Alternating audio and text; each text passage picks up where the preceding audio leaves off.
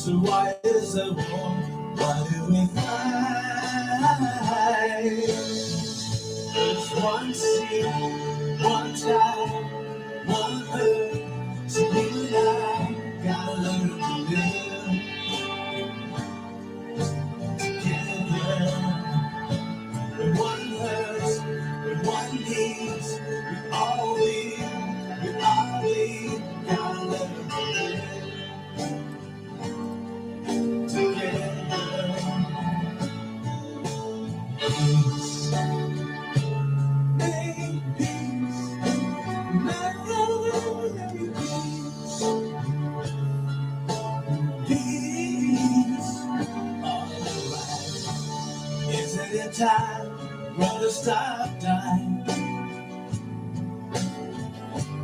Isn't it time, mother, stop crying?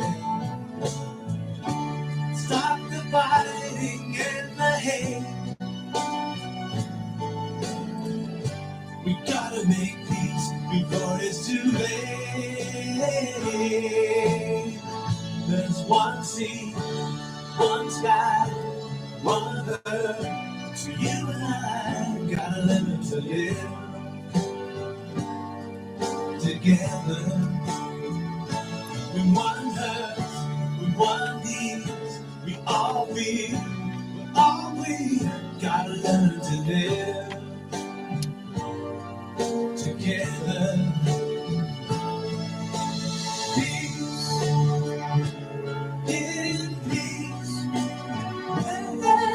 in peace. Everyone lives, everyone dies.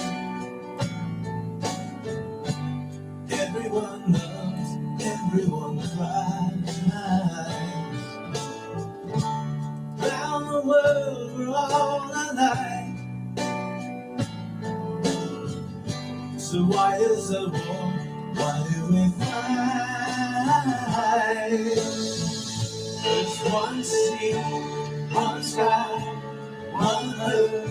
So you and I gotta learn to live together. When one hurts, when one needs, we all gotta learn to live together. Peace, make peace, make peace, peace, alright. Isn't it time, brother, stop time? Isn't it time, mother, stop crying? Stop the fighting and the hate. We gotta make peace before it's too late. There's one sea, one sky, one earth. So you and I gotta learn to live together. When one hurts, when one needs, we all gotta learn to live together. Peace, in peace, in peace, alright. Make peace, peace together.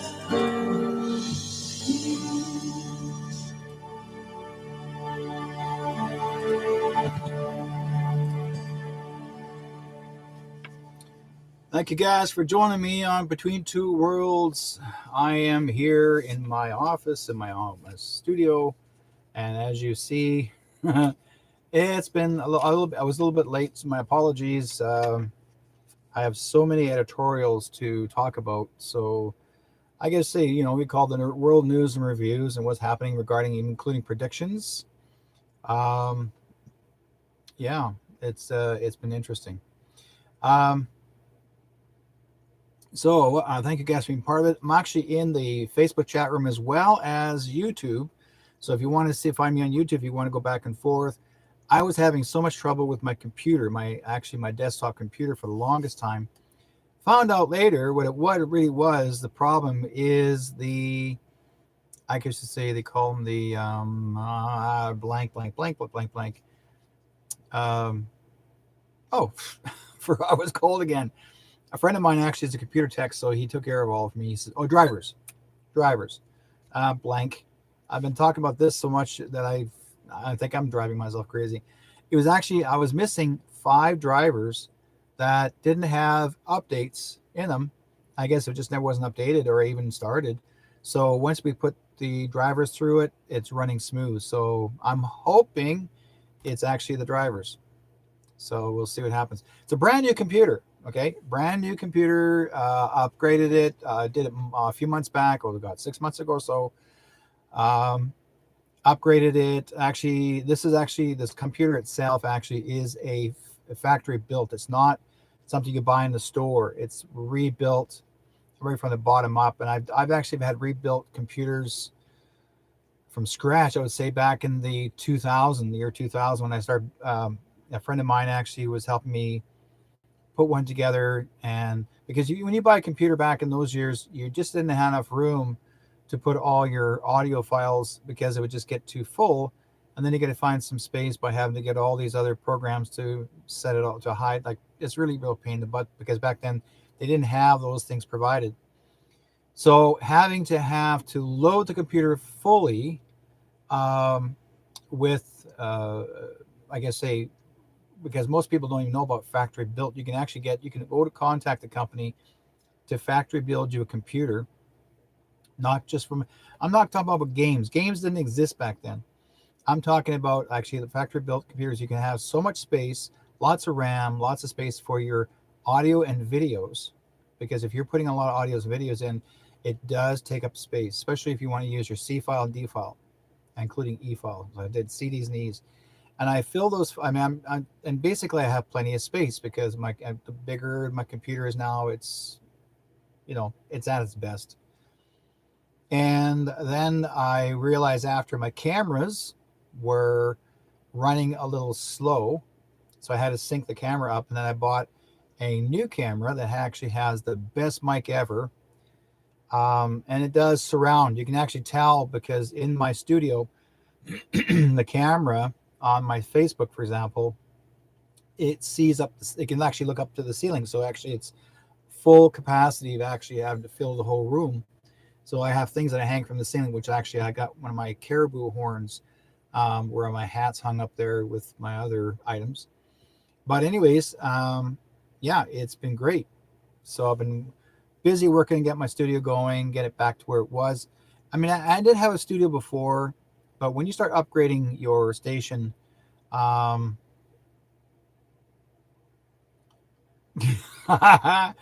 okay, so mix things. Hey there, Derek. I got you on the other browser on YouTube and on this browser and Facebook while watching the Giants Dodgers game on TV. A true multitasker. Yeah. Hey, why not? Right? And I'll tell you why. Because um, FB and YT has a tendency of listening in. Okay. And if they don't like what you say, um, they give you a strike, a warning, or a strike. I've already got one strike already from them, and that was regarding when I started talking about herbals, medicines to help people. They said I had that, according to their new policy, that you can't mention that at all. No herbals, no mentions of health and healing. Well, I find that very offensive because they're preventing us from helping people out, right? So I objected against it. I said, you guys have no say in the matter. You're not doctors. You have no right whatsoever. You're not responsible. But you're making yourself feel as if you have full authority. You don't. They didn't like it. Objected against it, but they said, no, denied. Your whatever your wishes are. A lot of times, and I found out later, they don't observe your program thoroughly. They don't. What they do is they look and listen to certain things you say. And if they don't like it, if someone in the room, whoever, they must have like 5 or 6 people listening to in all our shows, and there's certain words that you say that their ears perk up and they don't like it. They don't like to hear it because they're not in control. So a lot of times we have to be very, not I would say cautious, but very aware of what's going on. Now, the thing is, I don't fear losing anything because I've got BitChute.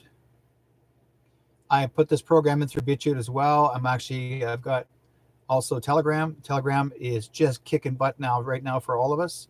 We've got chat rooms already now installed into the program, so that's going to be going crazy. And I'm waiting for that's not too far off now that we get to go live in Telegram. One that's going to be very close, that we can go live on Telegram. And you have more freedom on Telegram than any other station. Right? Freedom, like as in voice freedom. Would you say what you want? They have no say in the matter. None whatsoever. So this is what happens. They like to take our freedom of speech away from us. Even though you have freedom of speech all over the world, but the tendency of wanting to tell you, well, under our guidelines, you can't.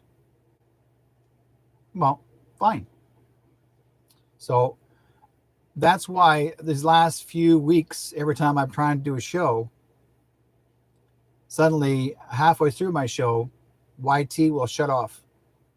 They'll shut me off. They won't even let it go, let itself play through for my shows. They'll just shut me off.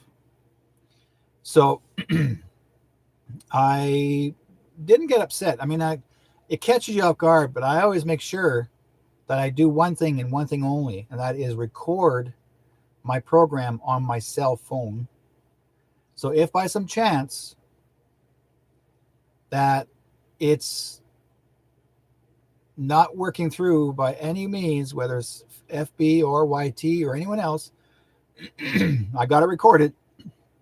It's internally recorded. I have it, so I don't lose the program.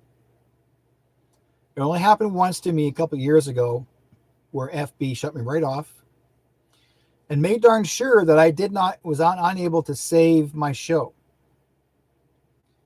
because I was so, oh man, I was on key having to tell the truth. On key. They didn't like it. So they barred me for 30 days. And I've been barred 30 days a lot. One, they actually barred me for 60 days. You know, when you start telling the truth, folks, they don't like it. They don't like you telling the truth. I'm honest to God, I'm telling you. They don't. They get really mean. And then they just are, well, you're gone for 60 days. That's bull crap. But mind you, I've met a few people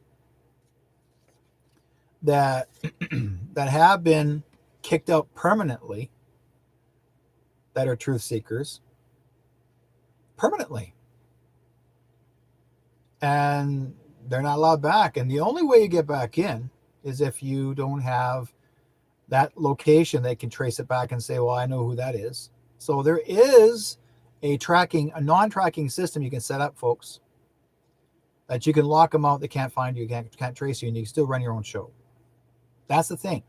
YT and other shows, anybody that's actually running any shows, if you have any social networks that you're running off of, and if they want to trace you, they'll trace you to your location where your computer is. That's where they'll know. That's how they find out.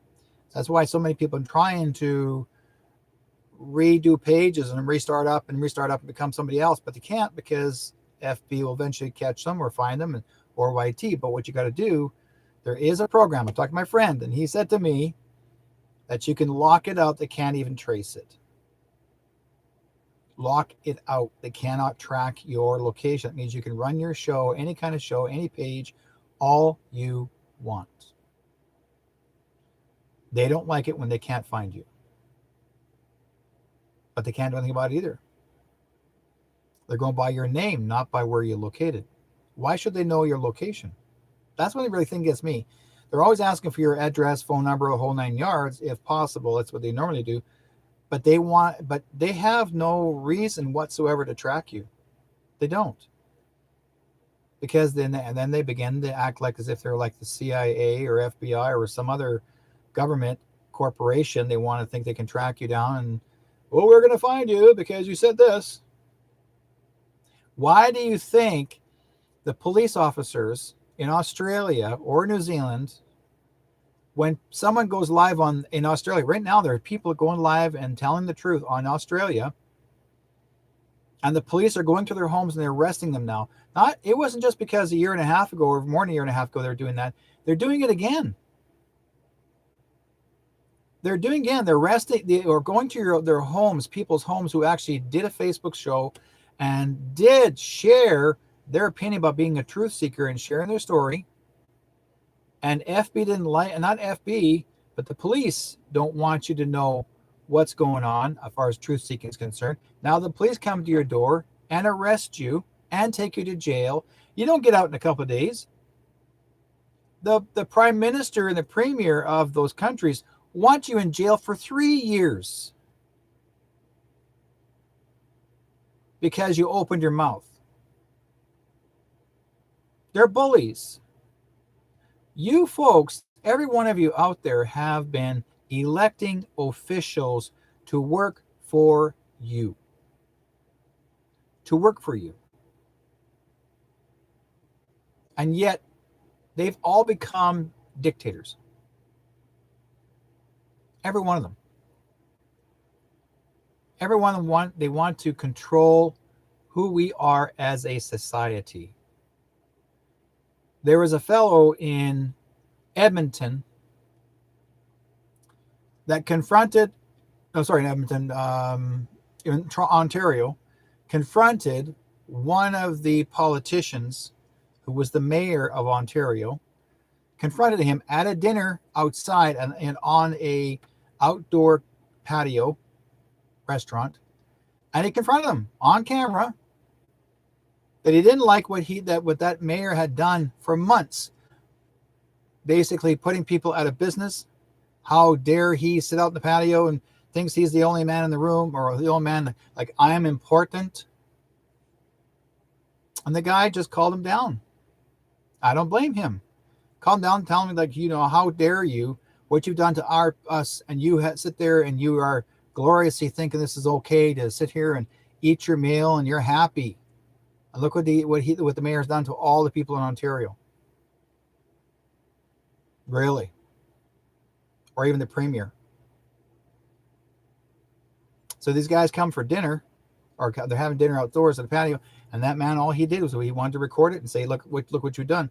What do these people do that sat around him in the patio, must have been friends of his, told the guy to go away. You're ruining our dinner. How dare you? You're ruining this man's dinner. He saved your life. No, he didn't. You corruptly destroyed people's lives, and you took pleasure in it, because when that man confronted you about destroying people's lives, he sat there and he smiled. He didn't go, I'm so sorry. He goes, he knows what he did wrong. This man is going to be history. I'm telling you, folks, a lot of these premiers, Pallister in Winnipeg and Manitoba, Pallister, premier, he is, if I had the right to go, if I had the opportunity to go down there, and if they didn't have a law, I would slap that man silly. He's trying to get people to feel guilty to get the jab. And his words were, if you don't do this, you're going to kill us all. But here's the thing, folks. Here's what gets me. Almost every video I've seen, whenever there is a premier or a politician never really got it. I've seen the fake jabber miss, or it's a Hollywood needle, goes in like this, and they walk away. And that's supposed to be the jab? Really? You kidding me? Or there's nothing on the end of it, and they touch the top of it. There's no hole. There's no blood. There's nothing. These are politicians getting this fake. And same thing with Mr. T here in Ottawa. Our prime minister. He never got his either. Neither did his wife. I seen the Hollywood needle. I did. Those are the Hollywood needles. They're not the real ones. The reason why he didn't get it, because he knew what it's in it. He knew.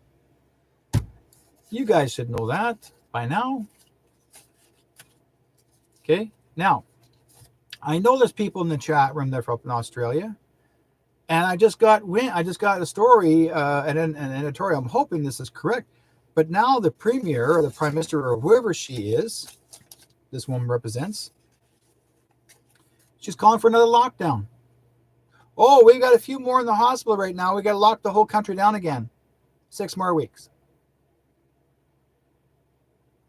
This is summertime, folks, and probably winter there. But excuse me, you just opened up a can of worms, and you basically called the bees out. Because basically what's going to happen, you want a WAR, you're going to get it from the people there. They have had enough. They're coming out. Yeah. Okay. Wendy in the chat says they're in lockdown in 3 states. Why? Why is everybody in lockdown? Because you guys let them. There's people here in the States that fought back. There's people across Europe that are fighting back. Yeah. Okay. The New South Wales Premier is talking long time. Yeah. She wants 6 months. She says we may have to be looking at 6 more months. She's taking the pleasure of doing this. Didn't you see the smile on her face? Oh, we're going to have fun with you. You're going to go in there for 6 more months. I'm smiling. Yeah, you folks are going in for 6 more months. We're going to destroy you. I want to destroy your lives. You're not going to be rich anymore. You're not going to have any money anymore. I'm going to make you poor. You're going to starve. I'm taking pleasure in this. Watch her. I watched the video.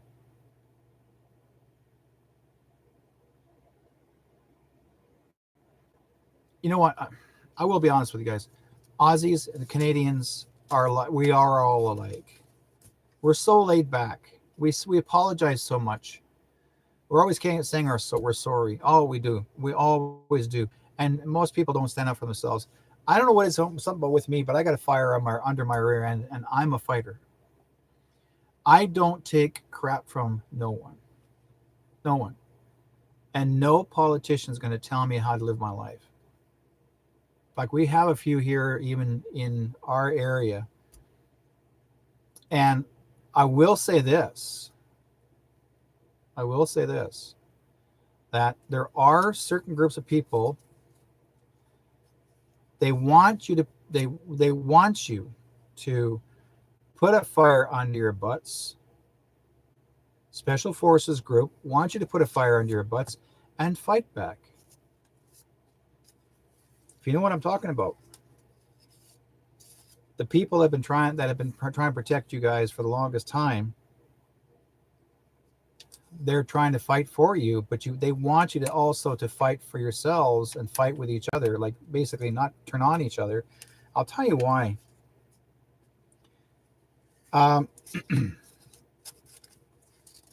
I said before, what these government officials are doing right now, they have a tendency of playing the shaming game. Okay, it's called the shaming game. And they're told to do this. This is basically July, and it says on their they have a list what they're supposed to do every month and every week. And the month of July is called the shaming game. That means that they're supposed to shame you. That means that they have to try to manipulate the public, all the citizens of the countries, to basically go after each other. They're trying to say to you, okay? They're trying to say to you that you have no right to talk to anyone, that you have to stay away from everyone. You cannot open your mouth about it. If you do say anything about it, then they're gonna put a scare tactic and tell you they're gonna take you to jail. Number one, there is millions of people that are living on this land in every country, and there's only a small police force, lucky no more than 200. Who will survive if those police officers try to threaten to take you to jail? If you go in there by the thousands and stand up for each other, those officers and no one, and I'll tell you, I'll be honest with you now, the police don't want nothing to do with this. They're on your side. They don't want to be part of this. They really don't. They want to help. I've seen a lot of police officers step away and say that's enough. So now what these premiers and other politicians are doing, they're hiring a security team, and they swear them in to pretend to be police officers. And they're not real. They're fake ones. And they come in and they try to intimidate you. That's what they're trying to do. And they're trying to make you feel guilty. Oh, well, it's your fault because you didn't do this. Oh, it's your fault because you didn't do that. Oh, you have to stay away from this person. You cannot talk to each other, period. In fact, even in Australia, they're telling you to avoid your neighbor. You're not supposed to even look at your neighbor. Not supposed to look at your neighbor. Oh, I know. Stay away from it. And she also wants you to turn each other in if if someone sees each other outside, even if you're in your own backyard. Or if you go outside, you're going to jail. Okay? So Wendy says there are more people here questioning it. The rules are crazy. Can have 35,000 people at a football shoulder to shoulder, but they close down small business. I know. You see, football in Australia is a big thing. It's like going to a Christian church. Everyone has to gather. To them, it's like God's gathering. But if someone has just any indication or pretend to have any indication of that, you know what? All of a sudden the whole world is going to collapse. Not because it's there. It never was there. You guys know that better than that. It never was what it was. It was a joke as far as I'm concerned. But that's me. That's my opinion. It's all not just about money. Not just about money. It's about corruption. Who can be the leader? Who can actually corrupt? Who can be like another? They want to be a god. That's what it is. They want to be a god. I can control these people. I want to be like a god. They are not God. And they will never be a god. But they're trying to see how much they can get away with it. But guarantee you this. I will guarantee you this. Those politicians, those ones that have corruptly kept on going, they are going to take a free trip with brand new jewelry on their wrists and their legs, and they're going to this place called Gitmo. I don't care what country you're in. They're going. It's a free trip, one way. It's going to happen. And some have actually have already taken that trip there. Well over 200,000 have already taken that trip to Gitmo already. One-way trip. Never come home. You know, sometimes people, a friend, one of the guys I know used to do a joke, a credit card joke from Russia. A Russian credit card. They remember everyone's favorite line, don't leave home without it, right? Your credit card. Well, this one here, you just don't leave home.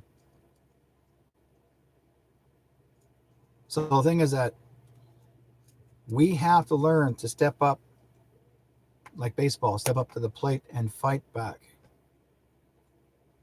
I'm not talking about complain and send a letter to your politician. That is bullcrap. Your politician won't pay attention. I've been sending letters to our politician here regarding what they're doing about our parks. They want to destroy our park so they can put a highway through it. He wants to remove our park and remove all of the eagle's nests and the hawk's nests and owl's nests and all the wildlife in the forest. And he wants to put a highway through it. He wants to destroy it. He says, well, they can go elsewhere. They can go elsewhere. This man is not humane whatsoever. He has no cares in the world. To him, it's this. This is what he wants, because there are corporations that are handing him thousands, hundreds of thousands of dollars for his bank account so he can do this. And then what he'll do, because of because we're dealing with the COVID times, he's forcing everyone to go online. So anytime you want to say something that you don't agree with, he actually hangs you up. And that's not right. No politician has the right to hang you up, even your own mayor. You should have the right to talk to them. But they are avoiding you because they know very well you're telling the truth. And they know very well if once you catch them in the spot that they're telling a lie, they know they're done. They are fried sideways. Just like they do in the barbecue. Just flip her over because you're done. I like that. Right? So,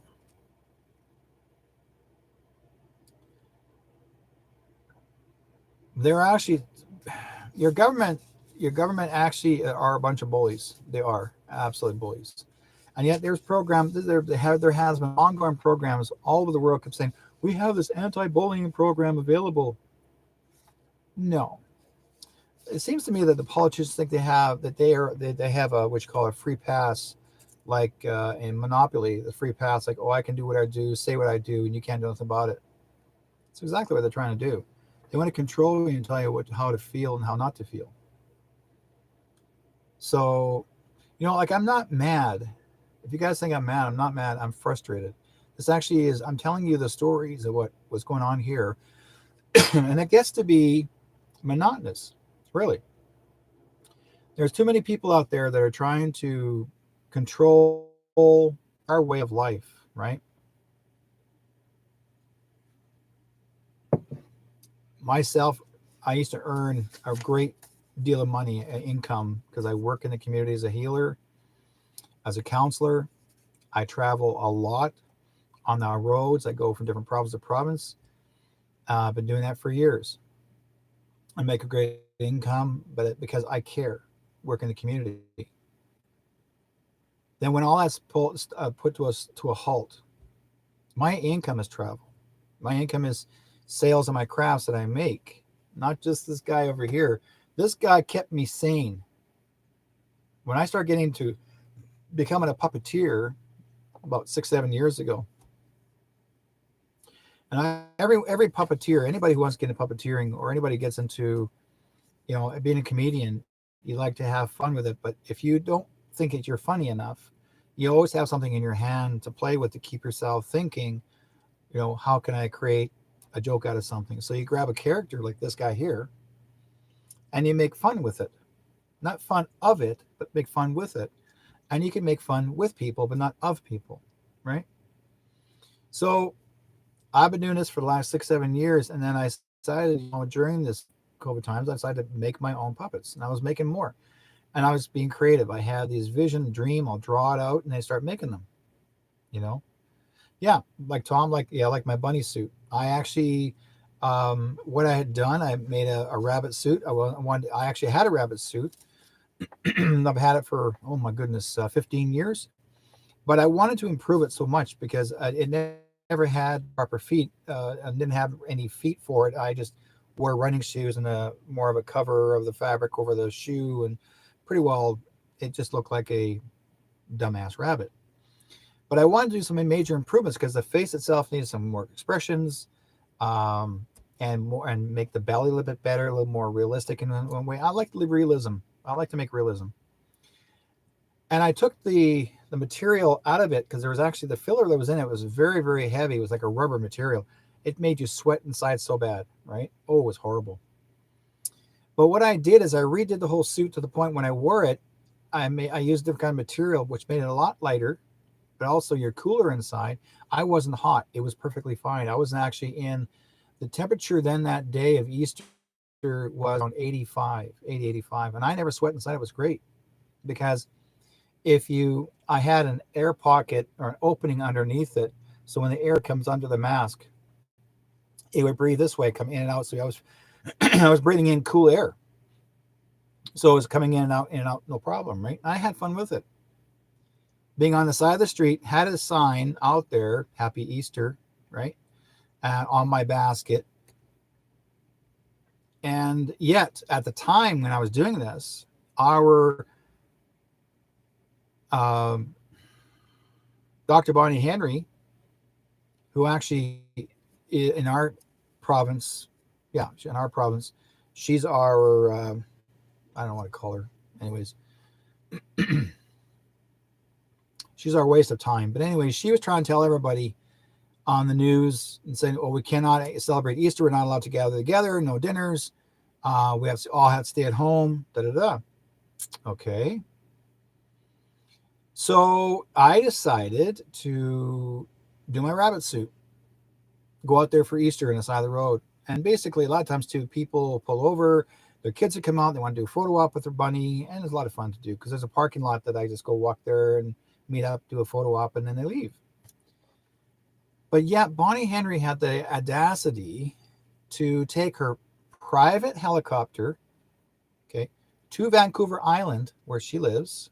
She doesn't live here in the central city of Vancouver. She has to go across to an island, right, where she lives, and she has two wineries. She owns a vineyard, two vineyards, and she had a gathering of 150 people that weekend, Easter.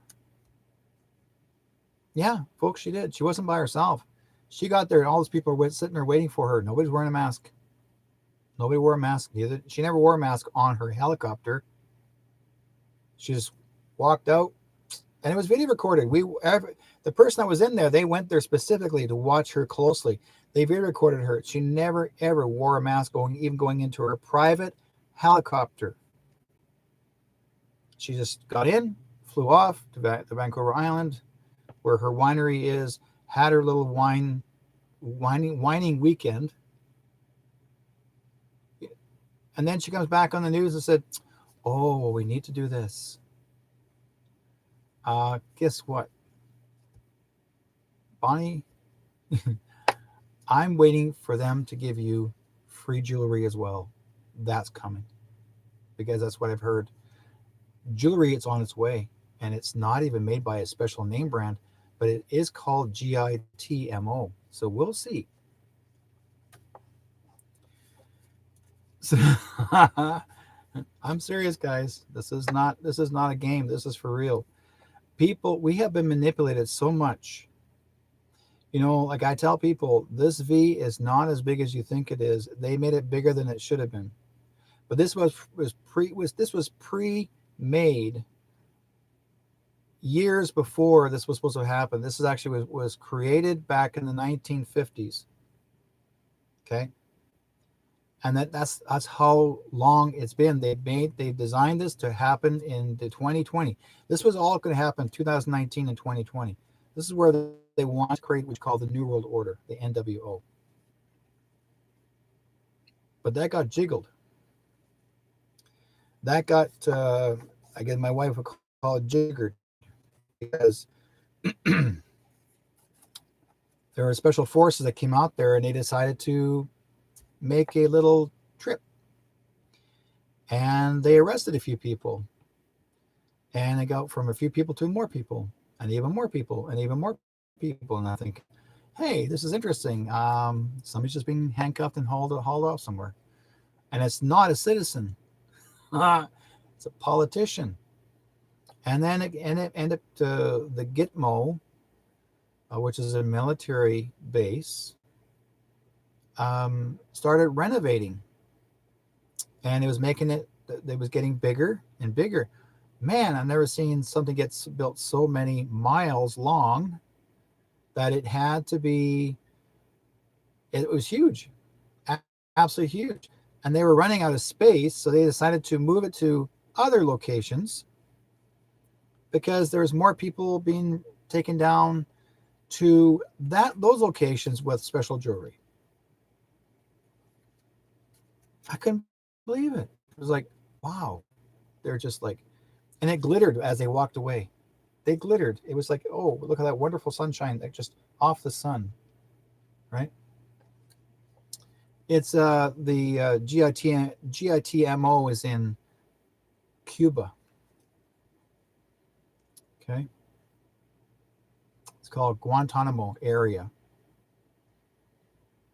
That's where they've been taken to. Some are will be doing they'll be taking a long trip and life. They'll be doing lots of life there, lots of lifetime there. Their travel vacation is permanent, and some are they're not permanent. So permanent, they're actually permanently under forever. So, and you'll be hearing about it not too long from now, folks, because you're running on date today is the 22nd. So let's see, another week, 2, 3, another. You might hear about it next month, within a month. So keep your fingers crossed. But we will always. Oh, by the way, there will never, ever be passports. Never. It'll never happen. They're trying to scare you to make you believe that you have to have passports. It'll never happen. I was informed about that. My information is that it'll never be. It's illegal for what they've done. They can't force you to have one, because what would be the use of it? Having a passport is like as if you're actually in the East West Germany, but the East West Germany doesn't exist. So why would you need a passport? Welcome to the. I guess to say, if you do have need a passport, you would have to be like as if you're in Germany, and as if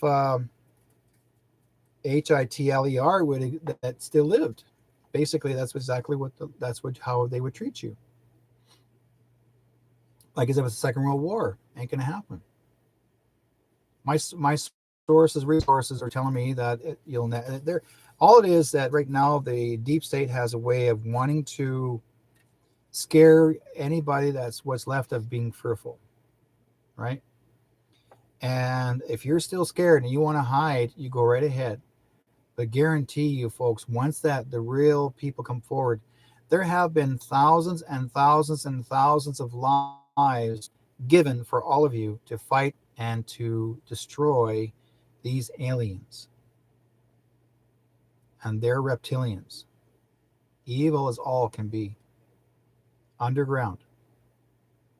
And a lot of these soldiers, special forces that Mr. Trump has working for him, working with him, they're special forces, and these guys gave their lives to protect you, all of you.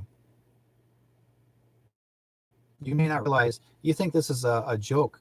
Sometimes you may think this is a joke. You think that what Trump's doing is a joke. It's not. It's for real. We are in the middle of a biblical war. It is between God and Satan. It's also between God and extraterrestrials, and these are the evil ones that work for Satan. I'm serious. I've got videos and pictures of reptilians that don't look pretty. But if I share those with you, you wouldn't want to see it. You would have nightmares. Why I'm able to see them or have seen them? Because I'm used to seeing them. I become the observer, and I look at it and go like, yeah, you know what? Life exists, and we all have different varieties of races of extraterrestrial beings. And there's over 50 plus them all over the world. And others that we don't even know exist yet. We are way behind our lifestyle, our lifetimes. We are the experiment that Satan wanted to do was to control humankind first. We are the experiment.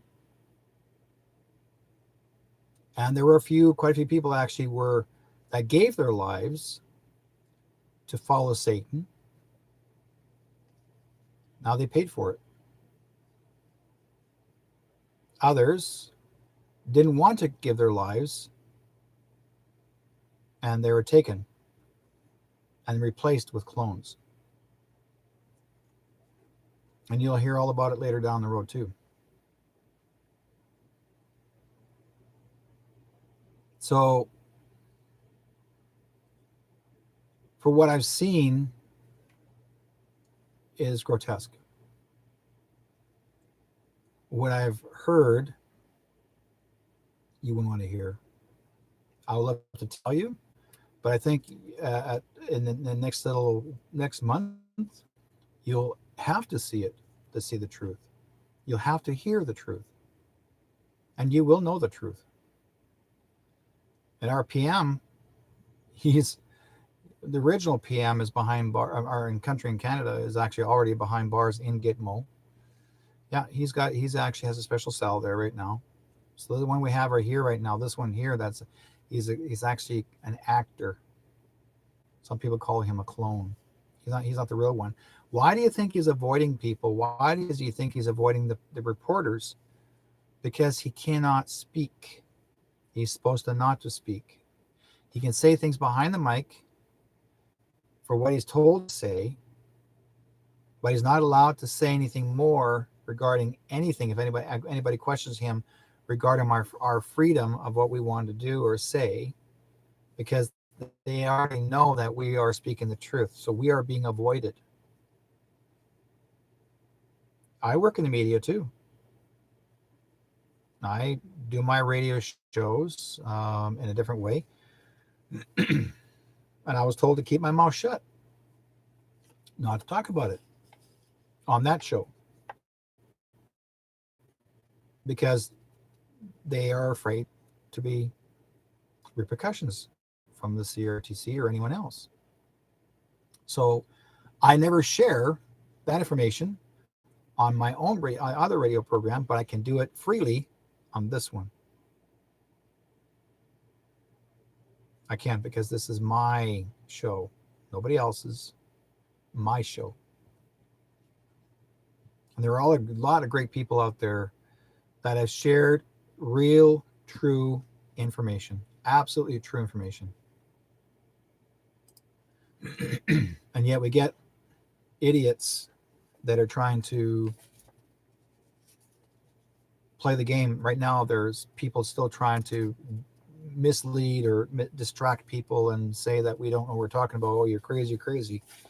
And yet, I mean, so I don't pull back.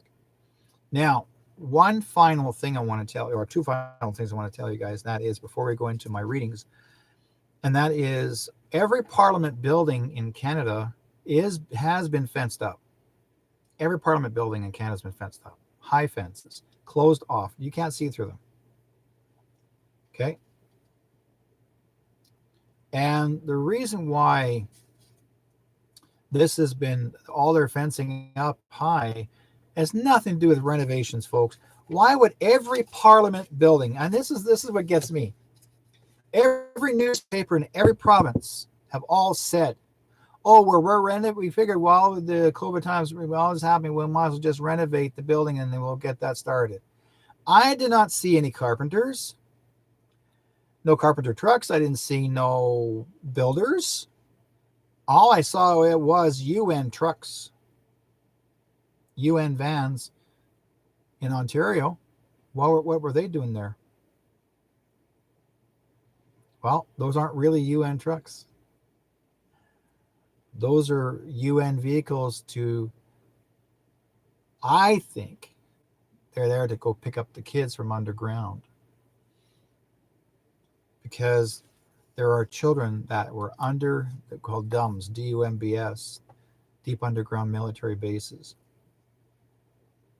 Not the military as you think. This is a different kind of military. This is just the bad ones, the bad military. Or bad, just basically, I call them it's horrible.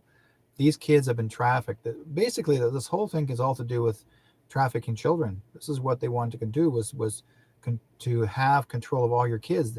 Our governments, their plan was to take all your kids away from you. Did you know that?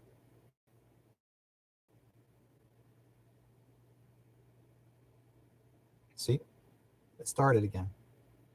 The chat room was disconnected, now successfully connected. See what I mean? They're doing a YT. because they're checking out, making sure that I'm not saying something wrong.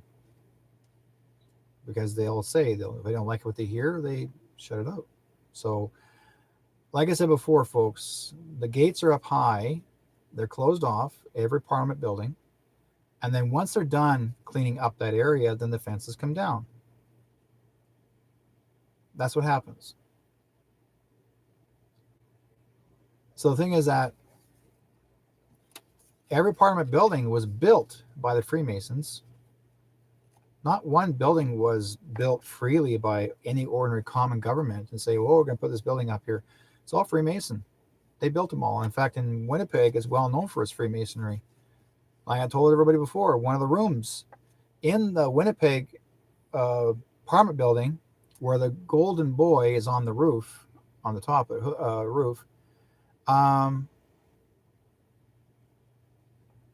one room in that Parliament building, and actually that's one room that even the Prime Minister can't even walk in. He's not even allowed to walk in there.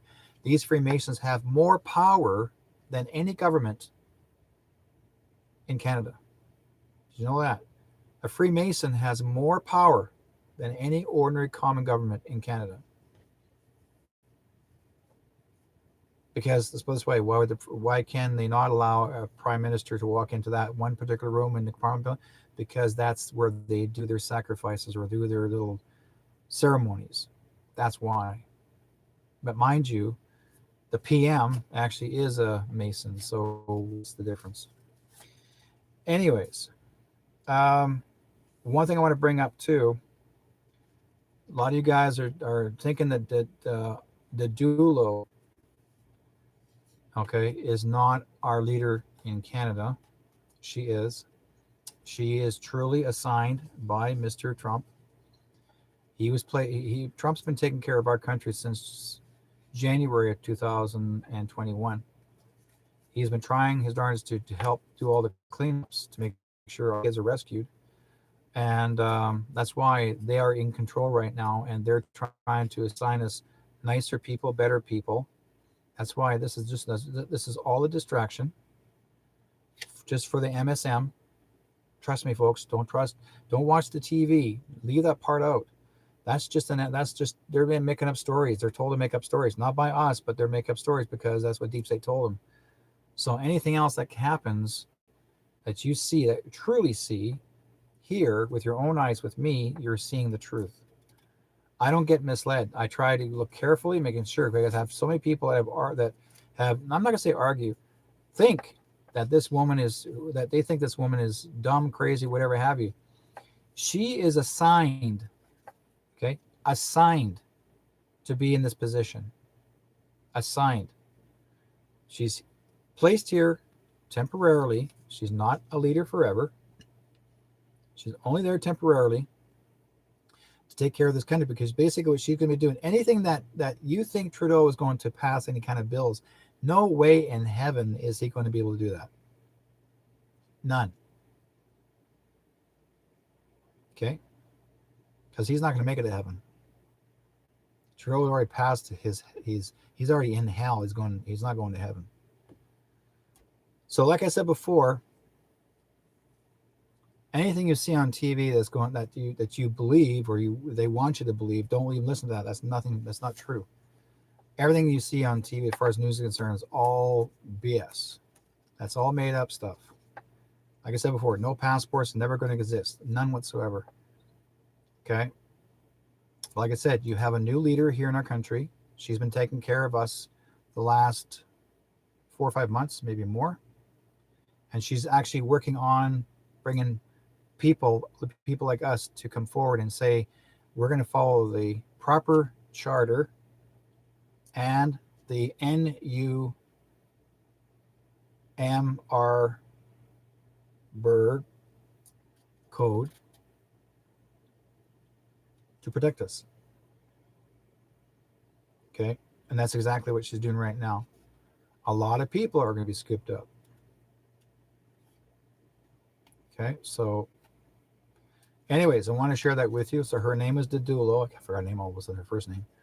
But keep an eye on her. If you want to find out something about her, you should go out to Telegram. Join Telegram app. Folks, I'm actually on there. You can join me and I'll I'll send you to all these truthful sites, people that I know of that are already in the military, that know exactly what's going on. That's where I get my resources, the proper stories, the truth, right? So one more thing. Now, I'm sure a lot of you guys out there are so curious who's alive and who's dead. Like, remember we always said, who's living and who's not. Well, I was informed more new people that you thought are gone are alive. Actually, they are in hiding. And the reason why they're in hiding, they had to fake their death because the deep state wanted them to come over to the bad side, basically. It's almost like Star Wars, join the dark side. And they refused to. So they had to make a decision. These are people that have been around for many, many years. This is an extension of people that I just got, that I wrote down. And there's more new people that you may not know, that you think they're all dead, but they're actually not. They'll be coming back once Trump is actually reinaugurated as the 19th president of the United States, which will happen in around the 3rd, 4th week of August this year. Once he's reinaugurated as the 19th president of the new Republic of the United States. So, and all these people that have been hidden away are coming forward, and they're going to reintroduce themselves to the public, say, here I am. Okay. So a fellow by the name of, and I'm sure you may know who he is, Philip Seymour Hoffman, who apparently they had put on the news saying that he overdosed of heroin. He did not. He's still living. Johnny Lewis. Okay. Selena is alive. Landon is still alive. He didn't die of cancer. Jackie Kennedy is alive. She hasn't passed away. Trace Atkins. Now, he's a country music star, well known. Robin Williams, yes, he's alive. Very much alive. He actually had to go into hiding, so he faked his death. They had to say that there was a brain problem. No, he's very much alive. But he's actually got a full beard right now, big beard. I saw his photo. I had to read his recent photo. Ronnie Van Zant is still alive. Dale Earnhardt, who also is the Dale Earnhardt, and let's see. Also, there is David Canary, which actually was from the TV series Bonanza. He's still alive. Alan Collins, and Alan Collins actually from the band Lynyrd Skynyrd. He's alive. Okay, now the reason why I said before, the deep state wanted them actually to join the satanic group, and they refused, so they had to fake their deaths. So, but I'm gonna put a little bit of a shock story to you guys on this one too. You're not gonna like this sometimes, but I'm gonna tell you the truth. Dean O'Connor and Kurt Cobain are still alive. They're actually in hiding. The band Nirvana, okay. Corey Feldman is alive. I had deep research. Kenny Rogers, he did not pass away. He's very much alive. I'll tell you why. What you may not know, Dolly Parton is a man. She is Cabal. Sorry. I just found this out just recently. You may not like it. You're going like, what? You'll see. Trust me, folks, go to Telegram. You'll find out. Laura Branigan, remember that song called Gloria? She's well known from that movie. River Phoenix is very much alive. And Penny Marshall, she's very much alive. So, So, again, some of these people that were in hiding. And there's many more. Let's see here. Some of you that actually are new in this room. We'll make it real quick here. It's possible that Monique is it's possible Monique is alive. Patsy Cline, she's alive. Natalie Wood is alive. Johnny Cash is alive. Whitney Houston and her daughter is alive. These are all people that have had to go into had to hide, basically, so they were actually protected. But they're coming out in the next few weeks, so you'll find out. They'll be possibly making their appearance. I'm thinking Debbie Reynolds and her daughter may be still alive. Elizabeth Montgomery from the TV series Bewitched, she's very much alive. Let's see here. Paul Walker is alive. Yes, he is. he had to fake his death because he actually, Paul Walker, actually, there was a organization that he was trying to protect. Actually was donating money to a kid organization, and he realized there was some money that was missing, so he inquired about it, and I guess that was all the company that, or the organization that he was dealing with, did not know. He did not know it was run by the cabal. And so I guess they put a hit on him to have him removed because he refused to go into, follow the way of God, the devil. So he faked his death. Yeah. Shirley Temple is still alive, and Bruce Lee is still alive. Okay. And in fact, Bruce Lee was actually in the crowd right behind Trump when he was doing his speech. Freddie Mercury, Carolyn Bessette, let's see here, Dennis Wilson, Charlie Daniels is alive. These are all people that are alive. Hank Williams Sr., the original Hank Williams Sr., Buddy Holly, the Big Bopper, James Dean, John Bonham, and Peter Jennings. They're still very much alive. Wrestlers, WWE, that is the Ultimate Warrior, Roddy Piper, China, Chris Benoit, they're very much alive. And his wife is alive, and so is his son. So they didn't die, folks. Let's see here. Also,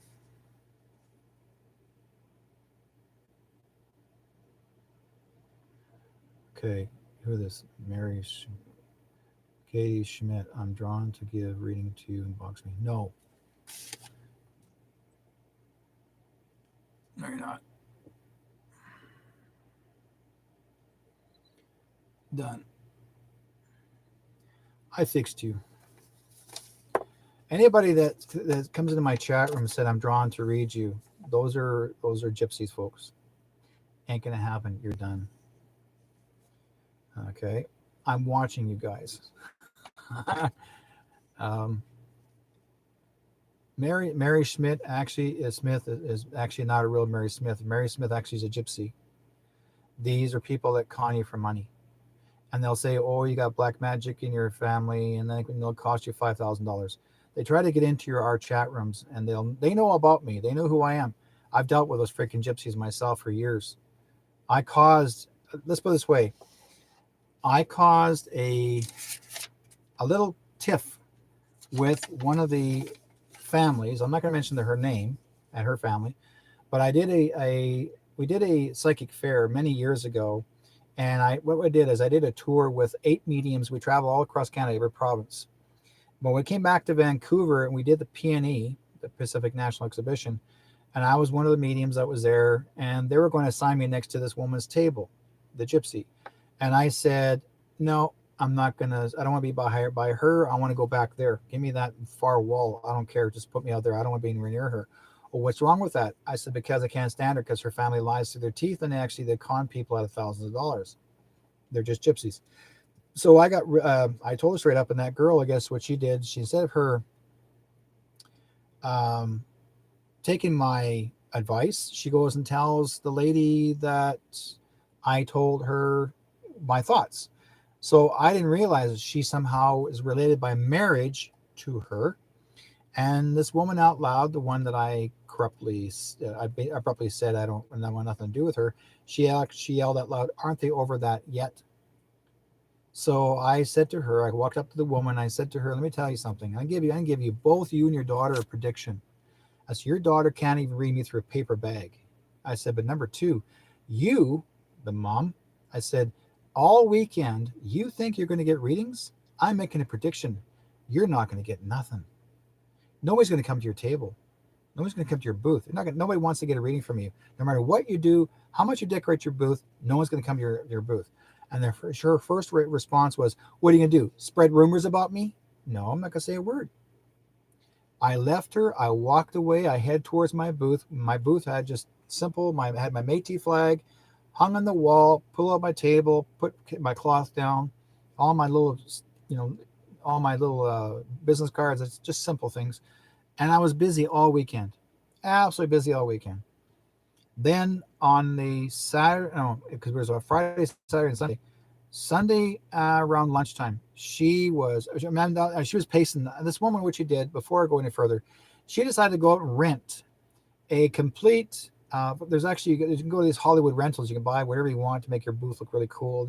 And she went to the Hollywood rentals, and she bought this whole bunch of angelic setup booth with all this lace and everything that hangs there to make it more exotic, right?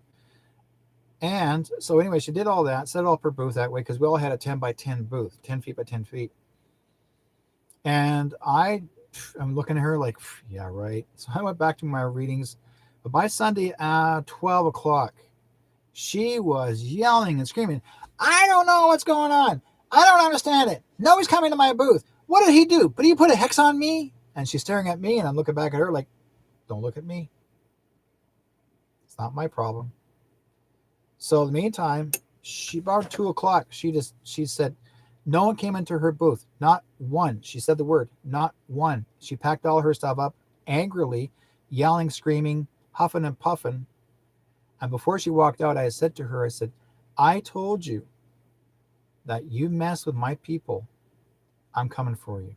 And I predicted it. You didn't get one reading, did you? And she walked out. Because she was messing with our indigenous people.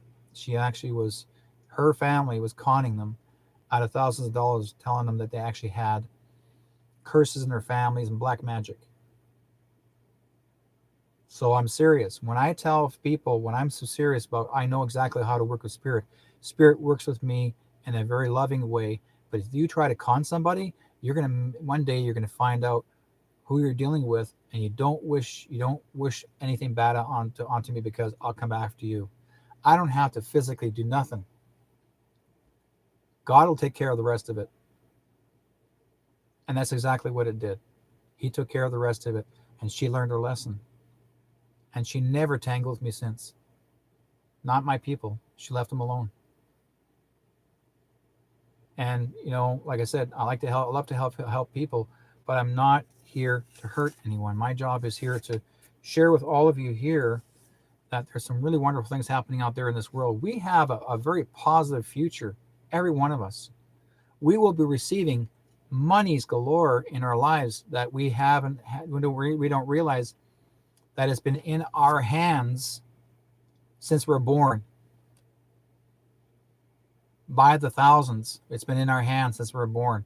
And that's all coming back to all of you, every one of you. After Trump is reinaugurated, guaranteed you're going to receive all your monies back and some. Okay? That's my prediction. We will all be well off financially.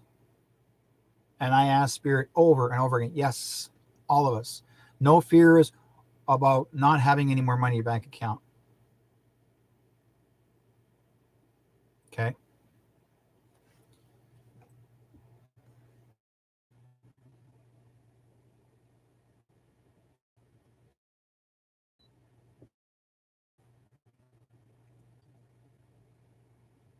So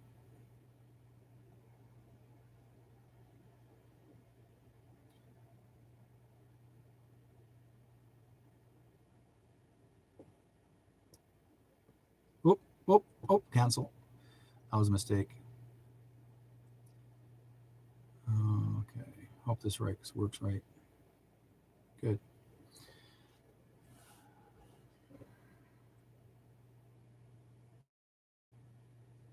This. Oh, again, this person keeps trying, and they're using different names trying to get in my chat room. I had two individuals that are trying to use my name and create a new page on Facebook. And I reported it, but I also sent them a message too. And I said, I have reported you to the police, and you are going to be done. And some of them are international. And I said, well, hey, there's international police as well. We'll take care of that. But they'll be done. So, how long for the dollars? That's going to be, you will be applying for it. Everyone would be applying for it, but you're not applying for money for permission. This is all your own money is coming back to you. Everyone will be getting it. You will be well taken care of, every one of you. In fact, all the poor people that used to be poor will be well off financially. All the people that have been sick in the streets, living homeless, even the homeless will be taken care of. I'm telling you, folks, this is all going to work well. So there are more there are more famous people that have been in hiding, or not, let's put it this way, protective custody, and they've been placed away deeply for a long, long time, or because it's to protect their lives. But they have lived a second. They actually, a lot of these guys have lived another identity since then. They have not just been hiding. They actually took another identity and become another person. So you will see them coming out. Okay. And they will come out. They will actually show them. They will introduce themselves, reintroduce themselves to you, and you will see them. So, anyways, without any further ado, I think it's time for us to actually okay,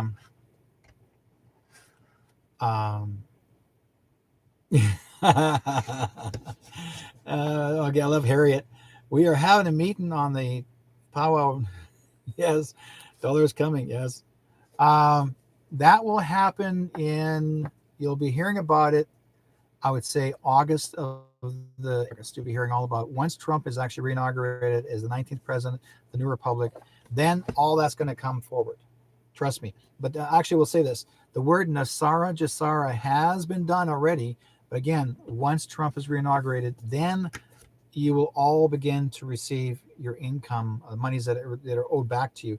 I'm not talking about a few hundred dollars. I'm talking about in the thousands. Apparently, what I've been understood, the way it sounded to me, is around 3 million each. Now, it may not come to you all at once, but it's coming. You will be receiving it, and it'll be happening. So I'm just going to go along with it. That's how I understood it. I will stay with that, but once it does come forward, then you guys will be happy as everything, right? And no worries. Like I said before, a lot of our people have been set aside, and also too something else I remembered, if I remember correctly, there will be a time that there's no longer any more reservations. They will be taken. The word reservation will be removed, and there will be distribution of properties. Everyone will have an opportunity to own a section of that building or land area of their own. There will no longer be reservations in existence. We are all going to be equal people, equal races. There's no who has this and who has that. This is all going to shift up, and because Trump wants this really to be over, he wants everyone to have a really good life. This is what he wants, and this guy's not a racist. He loves everyone. He's done so much. He's the only president, and I will be honest with you guys, because I'm not American, but the only one I do know. He's the only president that actually he never received any money from the corporate government. I mean, every month he gets paid as being a president, but he took all that money and he deposited or gave it to all the whether it's African American schools, Latino schools, for the education. He gave the money to them. He didn't keep it for himself because he's a billionaire. Why would he need that money? And that's exactly what he did. Right? So the thing is that there are good people out there, and he's one of the nicest men that most people don't realize. He's actually a very good person. Even people call him the new David. So God chose him. We'll see, right? But the thing is, I'm not going to sit here and yes, he's been changing things and improving the United States. He's been fixing it way better. But I mean, Basement Joe, Basement Joe can't do nothing anyways. Yeah, and this whole big C will be gone before you know it. It's just that right now, like I said, the deep state is still trying to hang on to whatever they can to destroy people's lives and get you scared. Try not to stay in the paranoia, and don't lose sleep over it, folks. Please understand, this is what we are doing right now. We're fighting for the rights and freedoms of each, and we need to stand up for ourselves, like stand up for each other, stand up for your community, and stand up with your neighbors. And if your neighbors, and here's what the problem with some of your neighbors do, they like to call the police up so they can get their gift card.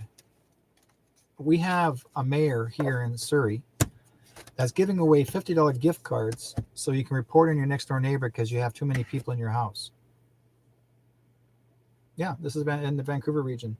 Our mayor, McCallum, has been giving away, or supposedly giving away, $50 gift certificates from a city hall, which actually is taxpayers' money, to anybody who actually wants to rat on your neighbor because you have too many people in your house or too many people on your land. Right? Why are these government officials handing out gift certificates or a gift card? Because they want to make you think that you need it desperately. Okay, that's exactly what happens. And we like, and there are people that are desperate. They'll take anything just to report someone. I got a very close friend of mine who's like my family, and she got reported on by her neighbor, and her neighbor the gift certificate, and he stood there by the end of the fence while the two police officers showed up at her house and telling her, "Oh, we heard that you we got reported that you had more than 6 people in your house." Yes, it's her mom and dad, and it was her son's birthday. So her mother, her father, her sister, who actually is in a wheelchair, and then herself and her husband and her little boy. That's it. And they're calling it more than 6 people. That's family. Oh no, they're not supposed to celebrate birthday. Oh no, no, no, no, that's wrong. Give me a break. Bonnie Henry, you got nothing to stand on. You're going to take a free trip. I'm telling you, I could see the jewelry. The jewelry is going to be on your hands. And they're going to say, I didn't know. Oh, yes, you did. You got paid well for it, $1.4 million. Trust me, I know that one too. So we're going to take calls, guys. If you want to call in, 360-566-2875, and we'll just do some calls and some readings. I got some time. We'll take an hour with you guys. So you're more welcome to call in. 360-566-2875, and I'll just drop that in there right in about wave.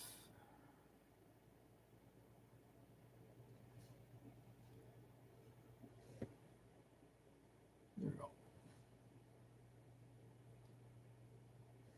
Yeah.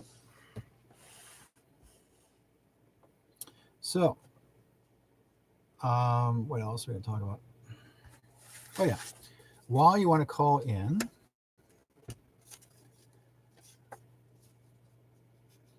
okay.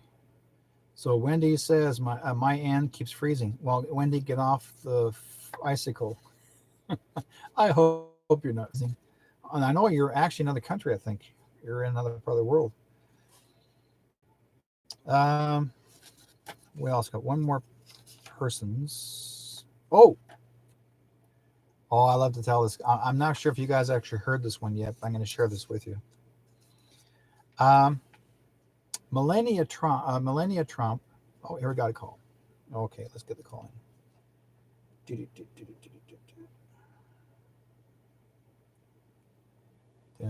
Yeah, accept. Area code 905. Hello. Hello.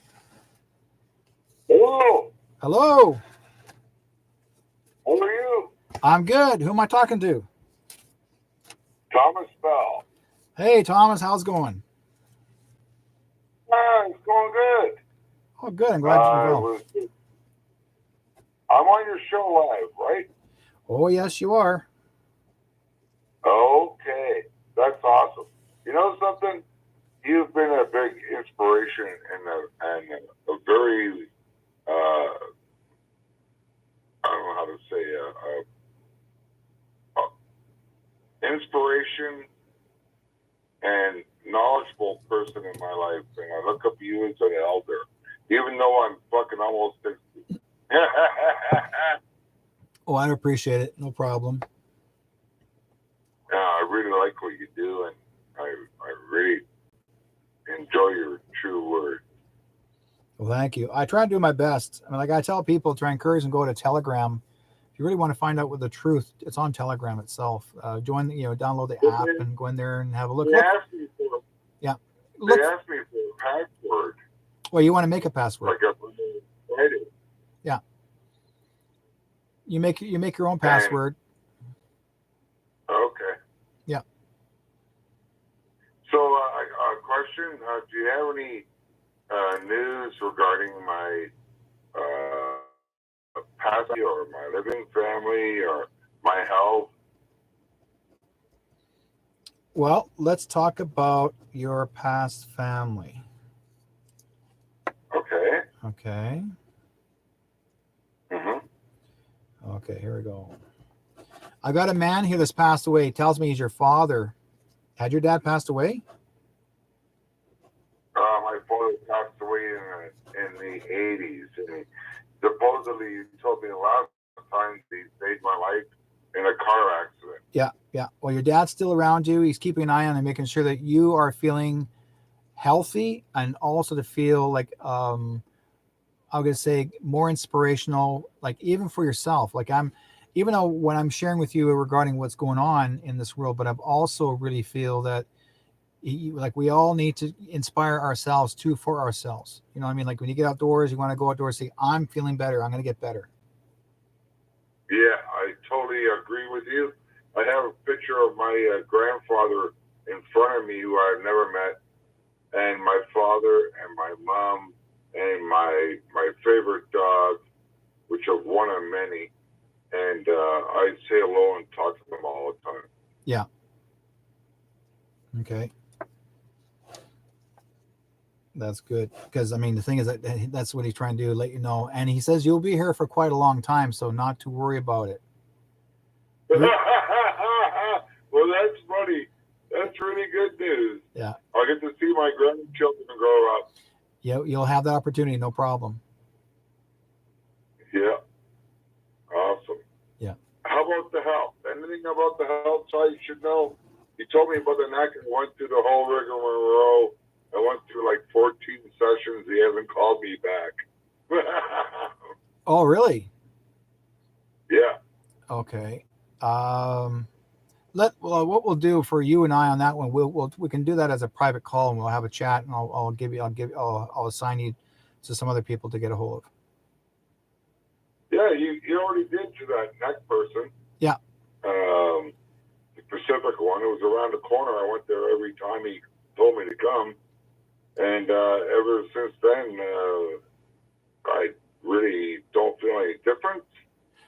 Well, you got to keep on. You got to keep on. How many times are you going to see him now? Over 13.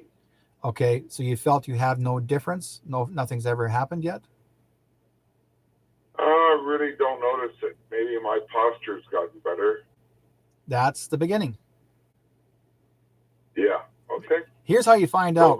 Here's what I tell people: you take a book, and you take a pencil, and you stand in between I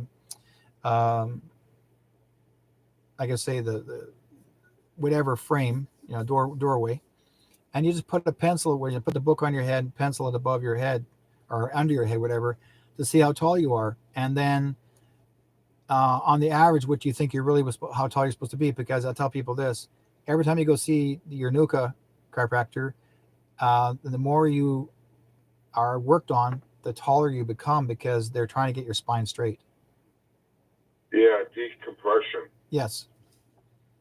I totally understand that. Yeah. And I mean, what they did to me, man, I couldn't believe it. Like, I was like, oh man, I went from a hunched over shoulders to like my back was straighter.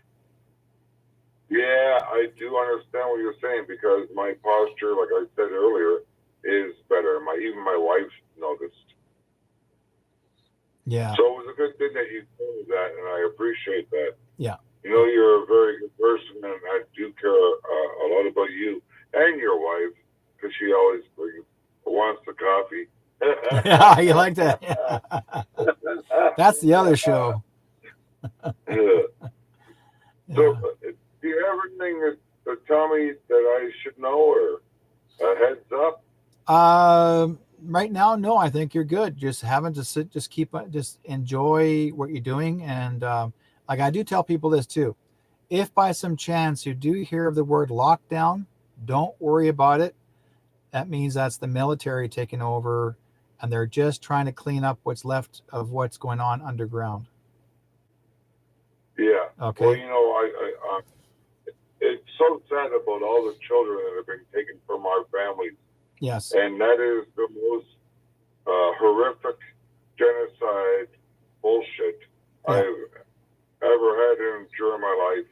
that is more harmful to my soul Yeah. than anything that I've had to live with. Yeah, how I understand, I think the way I understand it from all across the world, the way I'm understanding the amount of children that were rescued, it's approximately 3 million. It's just So that's all totally international. ridiculous. Yeah. What, I, what kind of people think this way? Are they twisted? Mentally disturbed? It's all satanic, my friend. That's what they do. Oh my God. It's all satanic. Yeah, and it's Yeah. all, it's international. Satanism is big. They sacrifice children. They use them as slaves. They use them for, you name it. Any ridiculous, or not ridiculous, any grotesque ideas. That's what they do. So we're rescuing these kids and getting them back home. Um, Well, hallelujah for that. and including not just children, but also young mothers or young women that were kidnapped as well and taken away. And some of them actually were forced to have babies, and then they'll take the babies from those women. But again, they're all locked up underground in the hundreds of feet below ground, below the earth. So that's why our Parliament building was locked down with fencing all around it. It has nothing to do with renovations, because Winnipeg had the same thing. Saskatchewan had the same thing. On Ontario, we had Alberta, BC. It's all over.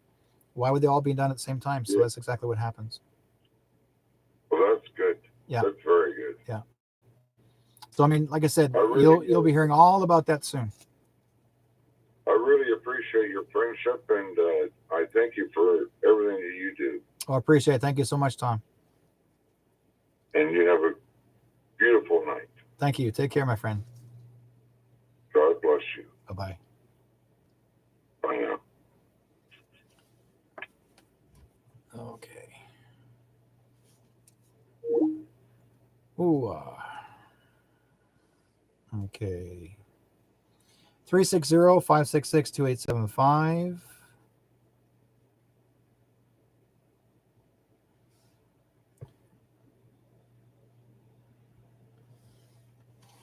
Area code 408. Hey there, Derek. It's Nick in Sacramento, California. Hey, Mr. Mick, how's it going? Oh, it's going great, thank you. Okay. I love Thursday nights because we have your show, and then when your show's over, I go take a shower and then go do some karaoke, get to sing my heart out, sing songs that make people happy. And I love the fact that you're making some people happy just by giving the information that you have. Yes, indeed. So I want to thank you for that. So what do you think of our good friend that's supposed to be dead from Leonard Skinner, still alive? I find that amazing.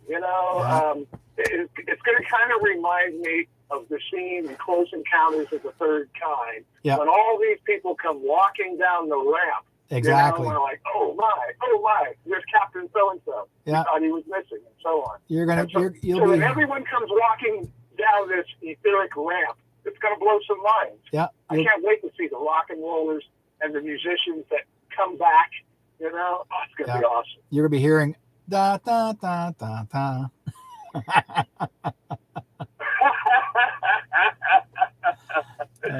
So did I ever tell you the story of that I had created that light board that was behind the keyboard player that would light up each time the spaceship would play a tone? And I had created this thing a year before the movie came out. I wrote it up in colored ink on a piece of paper, and what it was supposed to be was a guitar fretboard, but with all the notes in different colors, in different octaves. So I'm sitting in the movie theater during the premiere of Close Encounters, and they show that thing, and my jaw dropped. I went, oh my God, there's my thing up there. Yeah, well, they stole your idea. Mick, they always steal your ideas. Man, you've been around doing music for how long? You've been working with bands. You've been working with all kinds of bands for how many years? 52 years now. Yeah. It was amazing, So music is like the common denominator, really, in life, because sacred geometry is all about music. music is all about sacred geometry and how it makes you feel, how it triggers sensations in your psyche as well as in your body. I mean, they use music for healing. Yeah. And so I'm just honored to be a part of that community as yourself that brings music to the masses. Yeah. And it's one of our ways of contributing to humanity. Definitely. Yeah. And to be able to work for the company, you know, that used to be Bill Graham Presents, is now Live Nation. We're getting ready to start the concert seasons back up again. I'll be going back to work as a stagehand. And to be able to push boxes out of a 55-foot semi-truck again, and then to hear and see lights and sound and music and audience. Oh, man, that feeling Hey, is Mick, going to permeate. Been there, done that. But if I was down there, and if I had a couple of days off, I'd be out there with you pushing those things myself. I had so much fun doing that. Oh, yeah. Yeah, you did, because you were a road dog, too. Oh, yeah. I mean, you know the feeling. And even though both of us are in our mid-60s, in our minds, yeah, we are still like in our 20s and 30s. It's like, I can go out and still do that. And so I'm going to find out when I go back out for that first show.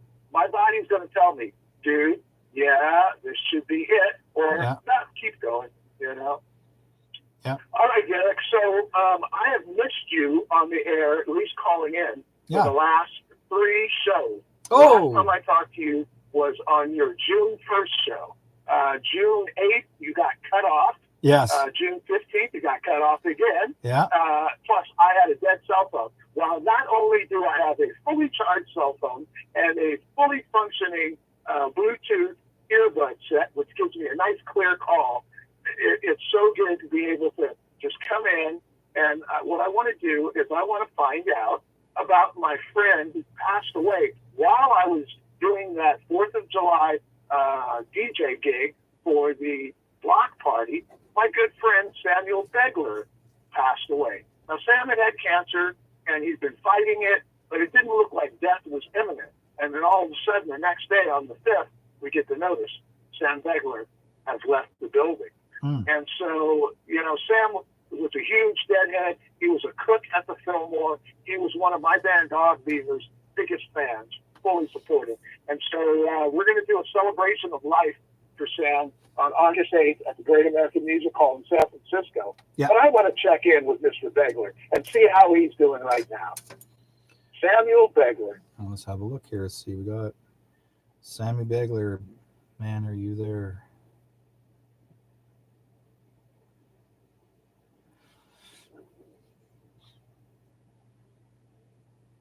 Yeah, he's here. I can feel him. My jaw starts to get really thick. I could feel him, his presence. That's why I start to feel that energy. Sam wants to tell you how he left this world, because there was a woman by his side before he crossed over, and it's almost like I'm seeing her above him or close to him before he crossed over. I don't know if I don't think he passed away on a bed. I think he passed away on a couch. Because it shows me as if he's in looks like a living room in a way, or, you know, hopefully it's what it was, because it shows me a place far more comfortable being in a home than actually in a hospital. Or that's where he wanted to be, one of the two. But he's also pointing out that his heart, his physicality of his heart, he really wanted to be there. Now he's talking about, like, actually yelling out "dude" to you, D-U-D-E, dude. Yeah. Yeah. And he's actually saying, like, it's almost like every second word is "dude," like "dude, do this, dude, do that, dude, do this," right? I'm seeing him standing next to you with the mixer, like you're actually next to the mixer, and he's actually giving you or showing you, like he's just standing there watching, participating with you. Now, did Samuel play the bass guitar? Because I'm seeing him, I'm hearing thun thun thun thun thun thun thun thun thun thun. You know what? I don't know if Sam actually played. He might have, but I know he was a great music lover. You know? Because I'm seeing just a bass guitar. You know, just a four string guitar, like dun, dun, dun, dun, dun. And the guitar looks like a deep blue color, Like it's really like a real navy blue. Wow. Yeah. Well, I will have to check in with some close Fillmore family and friends and find out if indeed Sam did play. Yeah. So, what it's something to do with the Navy. I'm not sure if he was in the Navy, but I'm hearing it shows me like there's a large ship. So I'm not sure the name why they're using YMCA or singing the song YMCA, but there's something there that I'm being shown this big, huge Navy ship, but he somehow is connected to it. Okay. That could be something So, from further back in his past. Yeah, so you'll have to do some research on that one. Oh, by the way, he said that you had. He also said he's telling me to tell you had an appointment with him. Like he's showing me his calendar. Like, hey, we were supposed to be here. He shows me the calendar. Like, we were supposed to be here. Now, whether you guys are supposed to go to Arizona, but it shows me direction. Like you're supposed to go somewhere with him. And he's using the month of the 30th, 30. He's actually pointing 30. And that would be yeah, because we didn't have any plan. See, my main regret was I didn't get a chance to call him or see him while he was going through. Even though we stayed in contact via Facebook, we always commented back and forth, and I always told him that I was sending him loving, healing energies, and he always responded that he appreciated that. But I never got to physically go to see him or to actually get to talk to him on the phone. And that's just one of those regrets we all have. You know, how people say you should tell people that you love them while they're still here. You should try to see people when you can. Yeah. And which leads me to last Sunday, I was invited to a reunion of sorts to go see one of the Bill Graham Presents, one of my former Blue Coat security buddies. His band was playing at a restaurant. It was hundreds of miles away. Yeah. And I made the effort to be there. And I was surprised that I got to hook up with 5 of our other, family members. And it was such a great feeling. And it's just one of those things you've got to tell yourself, you need to do this when you can and as often as you can, because you never know when it will be your last opportunity. Yeah. Yeah. So like he's around you, but not, I mean, he's like, there's a personal relationship with you, but he's actually shows me the date of June the 30th. So whether you talked to him on June the 30th or you had an appointment with him June the 30th, but he really relates to June the 30th, the month of June and 30. Wow, yeah, that does not ring a bell. Does not ring a bell. But I know June 5th, he really wanted to be at what we called the 5th annual Tony Bennett Memorial Barbecue. And it was the first gathering in 15 months since the pandemic started that all of us, Bill Graham Presents, Warfield Theater, family members got a chance to gather. And we gathered at Lindley Meadow in Golden Gate Park. And we remembered like all of our family members that had passed on, especially Vince Burgess, who was the one that started this thing. Yeah. And it was, and I picked up a stick. And I found this stick, and I started carving on it, and I told everyone I'm going to engrave on here 5th annual Tony Bennett Memorial Barbecue, and I'll make sure that I post it. Well, it's taken me all since June 5th, but I finished it and I posted it today. And the response that I've been getting while I've been sitting here listening to your show, I can feel people. I can feel the tears. I can feel the joy as we remember, all our family members. And I'm going to bring the stick with me to Sam's celebration of life, August 8th, so that everyone can feel it, hold it, feel all of our, family members who have passed, their energy. And we're going to send love out to the ether as well as celebrate us who are still here. So on that note, much love to everyone in the world. I thank you so much, Derrick, like I've always said, for what you do. Yep. You're communicating with us, you giving us truths, you instilling hope and faith and no fear. All right, my friend. Until the next. Oh, yeah, that's right. And I have your stick in the mail. Your shaman drumming stick that I've been promising you for months. So thank you for your address today. It's in the mail, as they say. You're going to love this. Okay. I can't wait to hear you beating on that drum. Boom, Take care, my boom, friend. boom. That's my first vision of you at the UFO Mega Conference in 2020 was you starting out that Wednesday session with you doing your Salmon drumming on the drum. Did you? All right, my friend. Take care. Mick, one more thing. Yes, Mick, you there? I'll talk to you soon. Oh, okay. Mick? Yeah. One more thing. Yeah, I'm still here. Yeah. Were you still at the? Did you make it to the UFO conference?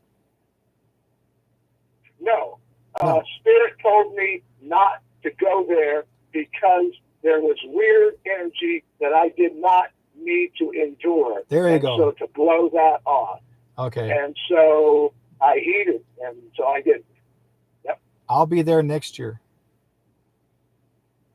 And I got a feeling I'll be there next year too. All right, my friend. Keep the faith. Be well, and I will talk to you soon. Okay. Take care, my friend. Bye. You too. Good night, Derek. Night. That's funny. Okay, cool down. Yes, we must think of in terms of energy, frequency, vibration. Music can change the world. Yes, it's true. Music does change the world. I actually said someone here in the chat room sent me, and actually it's in YouTube. Maxim Braun says, "Hi, think you blocked me by mistake on the Facebook." This Vanessa Macadamia. Yeah, we'll do that after. What's happening is there's a couple of people coming in there, and they said, "Oh, I'm attracted to coming to your chat room," and basically they're trying to take people away from my chat room and basically get them to get readings. Ain't gonna happen, not here. So if I did accidentally block you, I will take care of it after. But this person I will be sending a message to. I wrote that person's name down, and they are going to get scolded by me. So right after the show. So that's what happens, folks. You don't interfere with people like me. I will come after you. Let's see here coming up. More things. Yeah, I got my lines are still open, folks. So yeah, we're going to talk about Melania. Donald Trump's wife. You guys are going to be in shock. Donald Trump's original wife, or Melania Trump, at the very beginning when she was as a president's wife, and she married him because she loved him. Oh, I got a call. Hang on, hold that pause. Area code 778. Hello.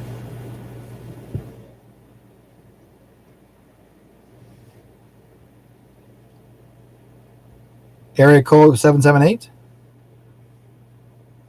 Hello.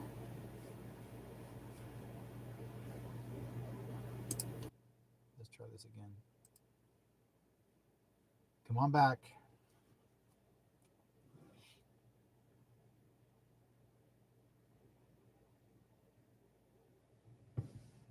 I'll get it back again. Anyways, real quickly here, Melania Trump. Now, supposedly at the very beginning, Melania was supposed to have stayed with Donald.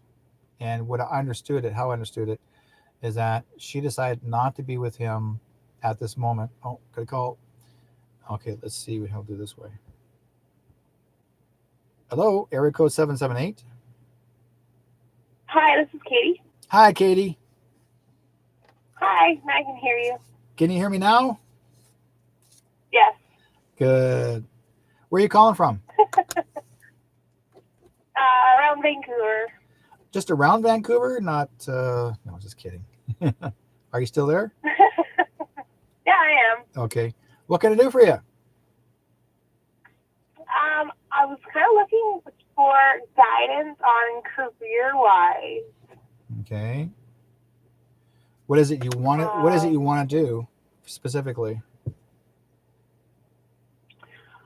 I'm more into art and design, but I'm having a stuck moment as where to go to. Okay, your art and design, it shows me here that they're saying no, and there must be something going on that's preventing you from actually doing it.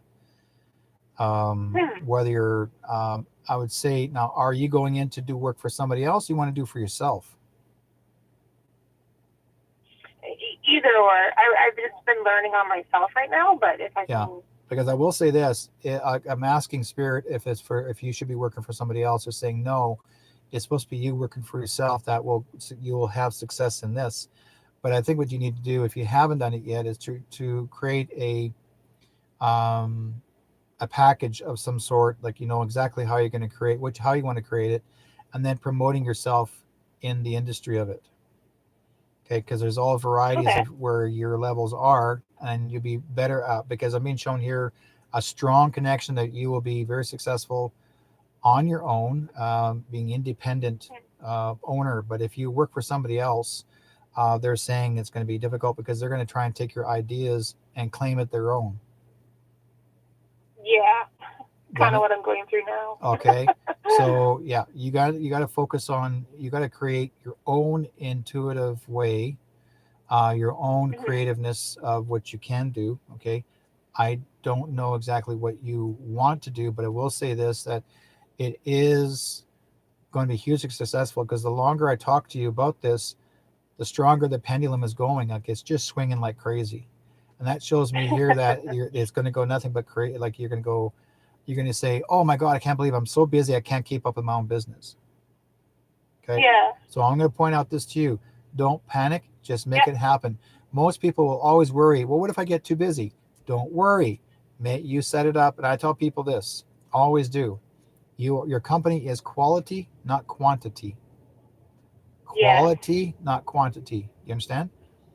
That's where your success begins, because you become a specialty business. You're not just a business. You're a special needs business, your specialty business. So people will come to you specifically what they need you for. Okay, because your resources and how you create your own designs, things that you are doing, your creativeness, that's how it makes you successful. Because they want to look for you. The way you create it also create, what you can do, instead of worry about having if you can't afford a website, start creating your own social network pages, and create those all through that. And it's all free. Just create your own network pages.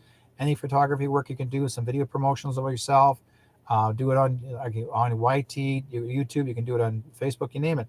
Promote yourself that way. You get more success, more subscribers, more people following you than you do having to worry about not getting out enough, because you want people from internationally to see you too, not just locally. Yeah.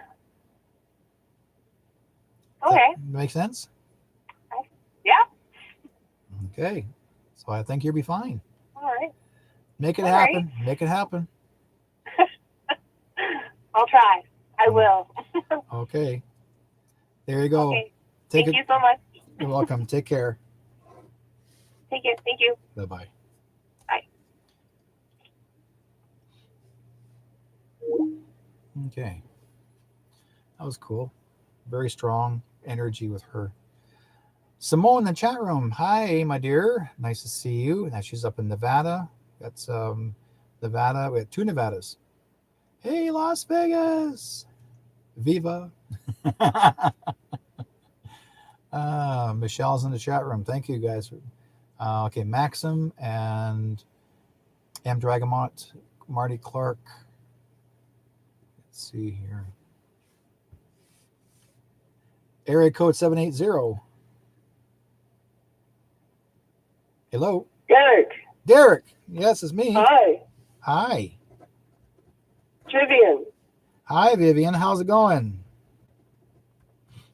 Oh, not bad. I just wanted to ask a couple questions. Yes, my dear. I have a situation with someone that I guess you could say close to, and I'm trying to do something with that person. I want to know what the spirits think of Nice this. way of putting it. I want to do something to that person. What? The way you said it, you said, I want to do something. I didn't hear you. You said, I want to do something to that person. Oh, no, don't assume it that way, please. It's my sister. My God. That's so funny.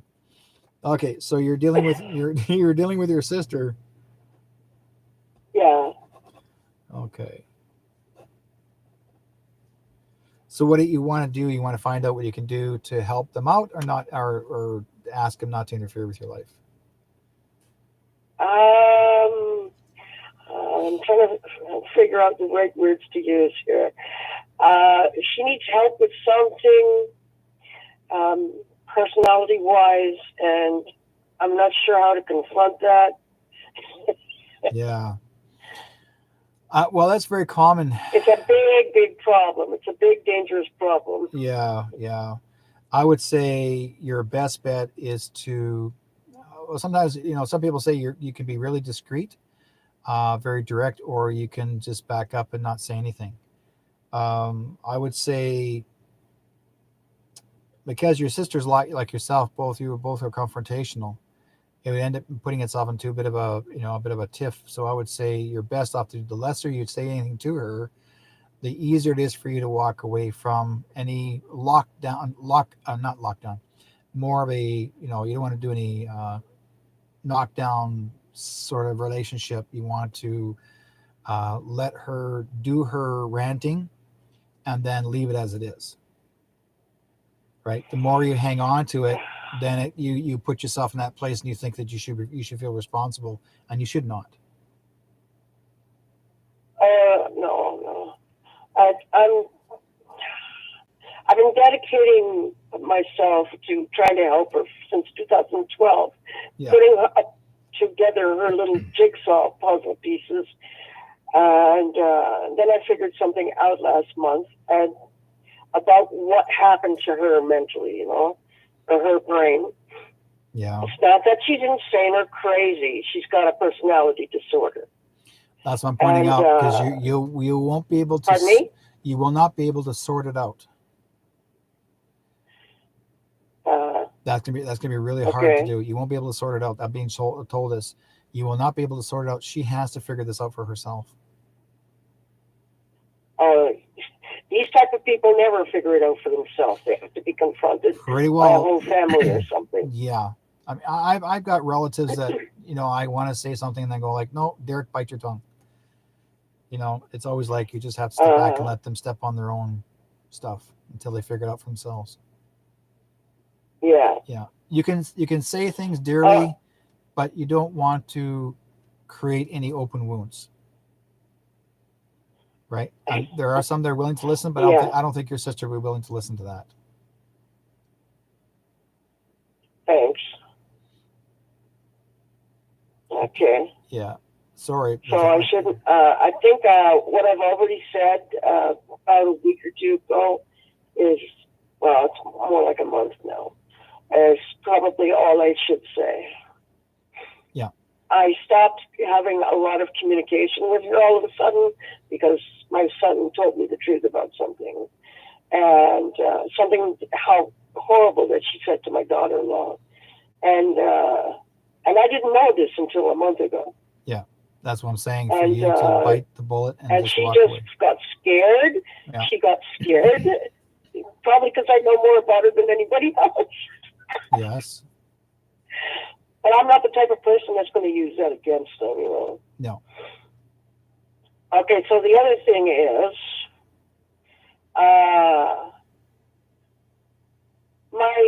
it's more like, kind of like my life. I've been wondering why I've been so weird my whole life.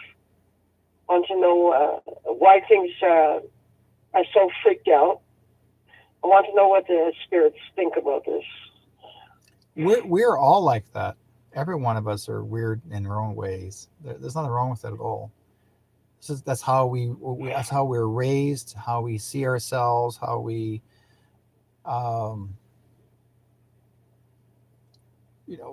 approach people, approach lives. We make decisions. That's just the way we are.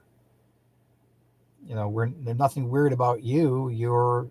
I like your energy. It's very strong. As your personality is strong, because you are speaking the truth, and that's exactly what it is. You're just upfront, and that's your basis. Others don't know how to handle it. They think that you're too strong, and then they'll think, okay, well, and then they're not looking for an argument, but they just when you got two bulls in a china shop arguing amongst each other, one's afraid to knock off the cup. right? Not the whole China, just that It's one cut. true what you said about me, that I'm strong, but I tell the truth as I see it. Yes. That's true. Yeah. And yet sometimes when you do see the truth, or say that, even if you say it back to that person in return, they think that you're trying to be too nosy or too facetious, like too pushy, and they themselves don't know how to handle it. So they will run away more than having to sit down with you and say, okay, let's talk about this. If you Yeah, want, I've had that problem a lot. yeah, but if you want to talk to your sister about, or anyone else in any such type of situation, yours will have to be not while you're standing up. You would have to make your sitting down. Okay, that means you would have to sit down and listen. I'm always sitting down when I do but it. have her sitting down with you. Okay, not standing up. I do. Right. I do. Yeah. Yeah. Excuse me. So this is where I'm being shown here. Okay. Yeah. So I would say step back and let her say what she needs to say, and if you need to say something to her, but make it very mild, but not too discreet, too strongly, because then she becomes too defensive. Yeah, I've been trying that. Yeah. For a long time. You gotta make her believe. I think it's time to give up, and I wasn't sure about that. Well, I'm not gonna say give up. More like just step back and restrain yourself just a little bit, nothing more. Yeah, just watch her slowly, but eventually she will come around. But she has to tell you now she's ready to listen. Mm-hmm. Right? There's a difference. When I said to you that she has a personality disorder, what was the first thing on your mind? First thing on my mind was personality disorder. Yeah. That's just that she's actually a person that likes to stretch the truth at times, or just makes up stuff.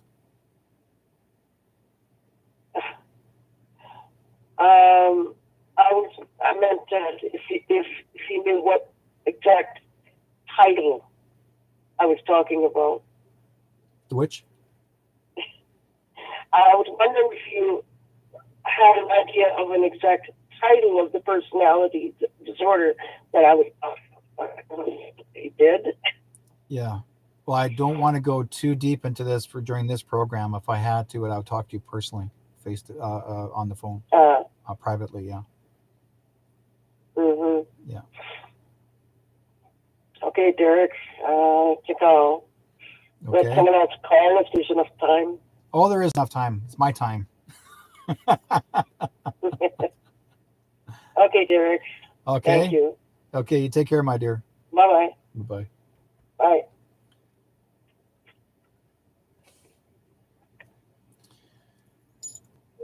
It's not as much, folks. I can get really deep into it, but I wanna make it where, sometimes words can be very subtle.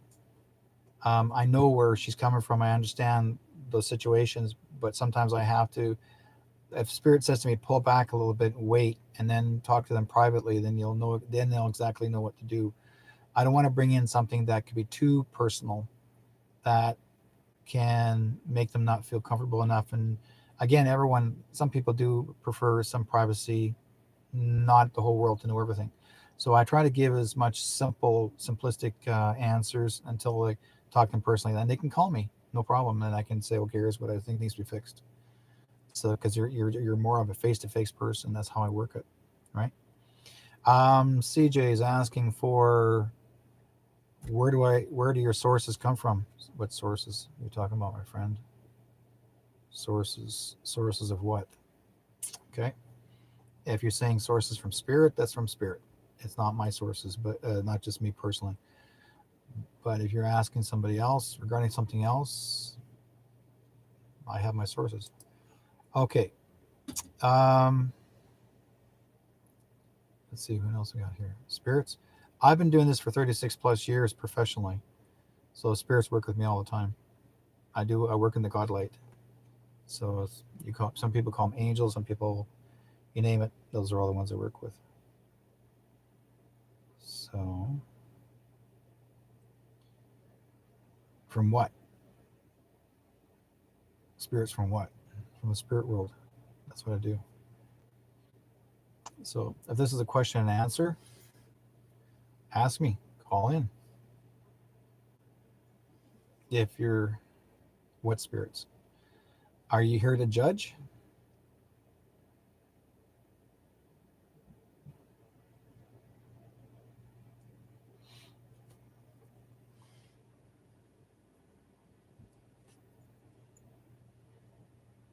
Okay. Anyways, I'm going to go further now, folks. While we're on a quick break here, as I said before, there is a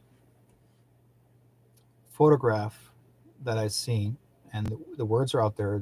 These are my sources, true sources, by the way. Melania, the real original Melania that married Donald Trump, supposedly, what I understood, she's supposed to have been with Donald before he became president.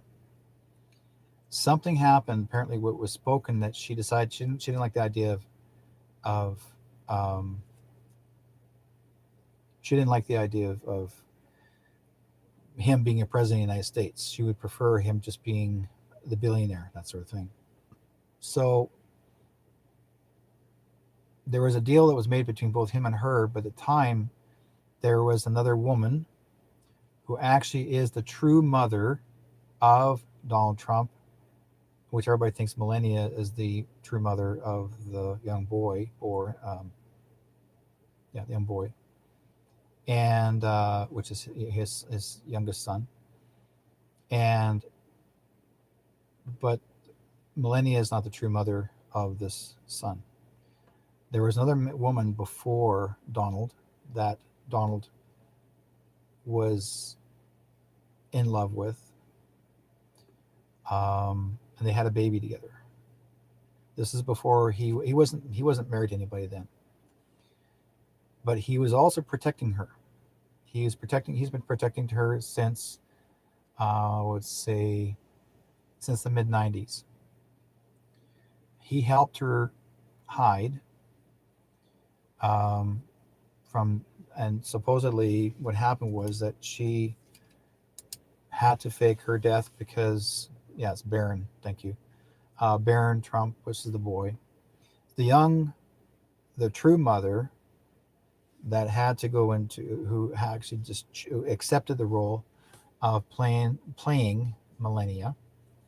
So they made a makeup mask for her to wear to look like her. And so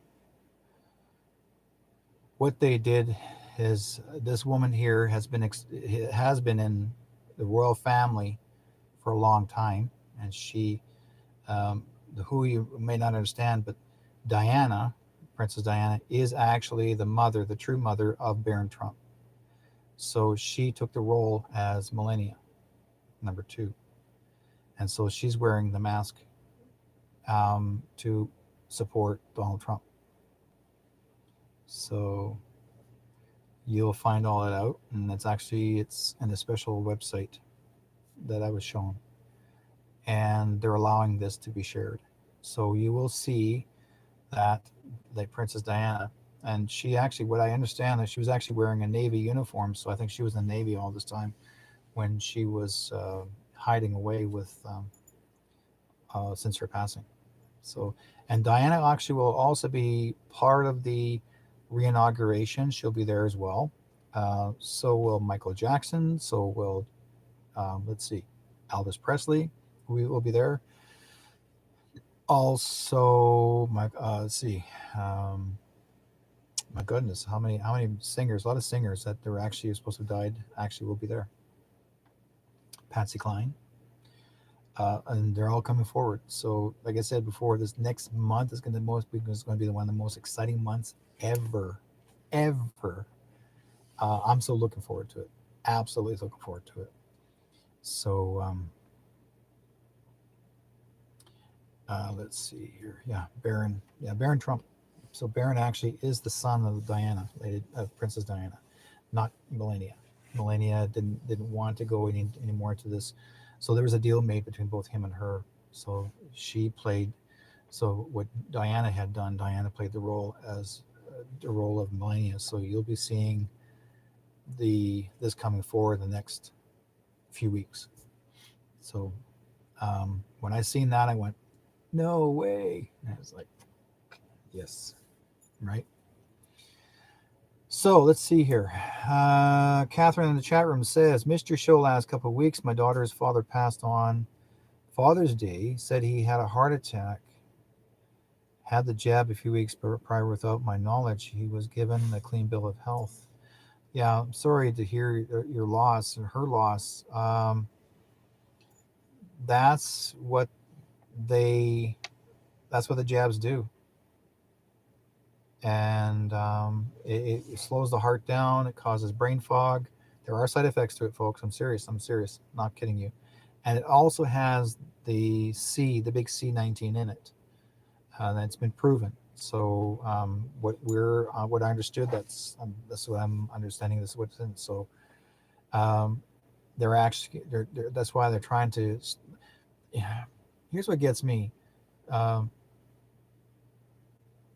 President Joe is trying to tell people that if anybody that's not vaxxed is going to kill everyone. Well, no, he's wrong. This guy is insane. He's absolutely freaking insane. We're the healthiest ones ever. I'm not jabbed. I never will be jabbed ever in my life. I'm more healthier. You see my face, man. That's all clearing up. There's no more bumps on my face because I take care of my health because I'm outside in the sun. They've been spraying the skies. I'll tell you right now. They've been spraying the skies, cleaning up the air. Okay, cleaning up the air. And that's why our skin is not getting that bumpy feelings anymore.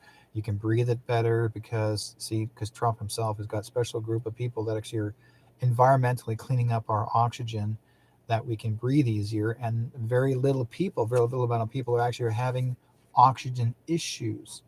Okay, that's what's going on right now as we speak. They're actually putting out because what Bill Gates and Fauci were doing, they were putting sprays in the skies. Whoever they hired put sprays in the skies, and next thing you know, we're all sick. They've been doing it for years. Now I've noticed that there's a difference. I'm not feeling sick. My wife is outside now. She had cancer. She's outside all the time, every day now, getting sunshine.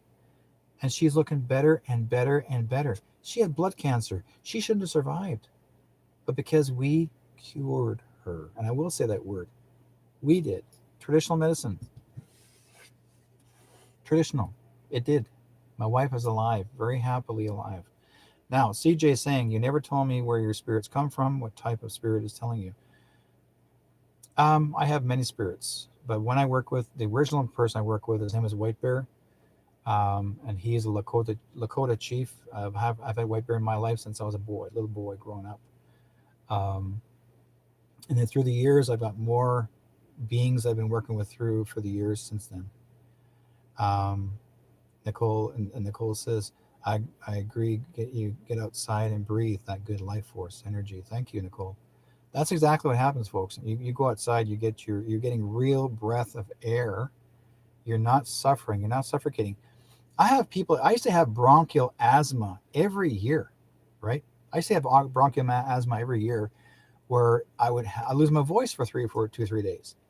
This year, I didn't. It's like, what the heck? What happened here? And then when Trump's people announced that they were spraying the skies and cleaning up what was going on, what was left, they got rid of all the fiber, like all the foreign toxic aluminum in the sky, because that's what they were spraying. So they cleaned up all the aluminum that was being sprayed in the skies all these years. So now they're helping us. We're not having skin conditions. Our lungs are feeling better. I feel more lighter. Like you can feel it when you walk outside, folks. Your sunshine is so pure because they're telling people don't hide away from the sun. The sunshine is important. Okay. What's that? CJ is saying, you never told me where your spirits come from and what time. Okay. And this person's saying, CJ is saying, It's a witch spirit. I got you, and I kind of knew where it was coming from. I wanted to say Jesus doesn't comply with this. Jesus is actually, let me tell you something, CJ. I've seen Jesus twice in my life, personally, face to face. Okay? Personally. Jesus appeared to me twice when I was 8 years old and 16 years old. I've seen him in person. He showed himself to me. I didn't go to church. I wasn't a church kid, just a regular person. I saw him in person. He came to me and talked to me. He wanted me to do this work. So if you want to judge me and tell me that I got a witch spirit, no.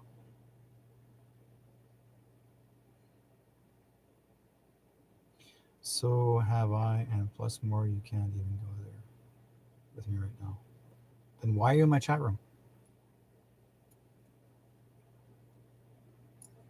You know, if you don't really believe in this, then you don't have to be here. That's the way it works. Okay.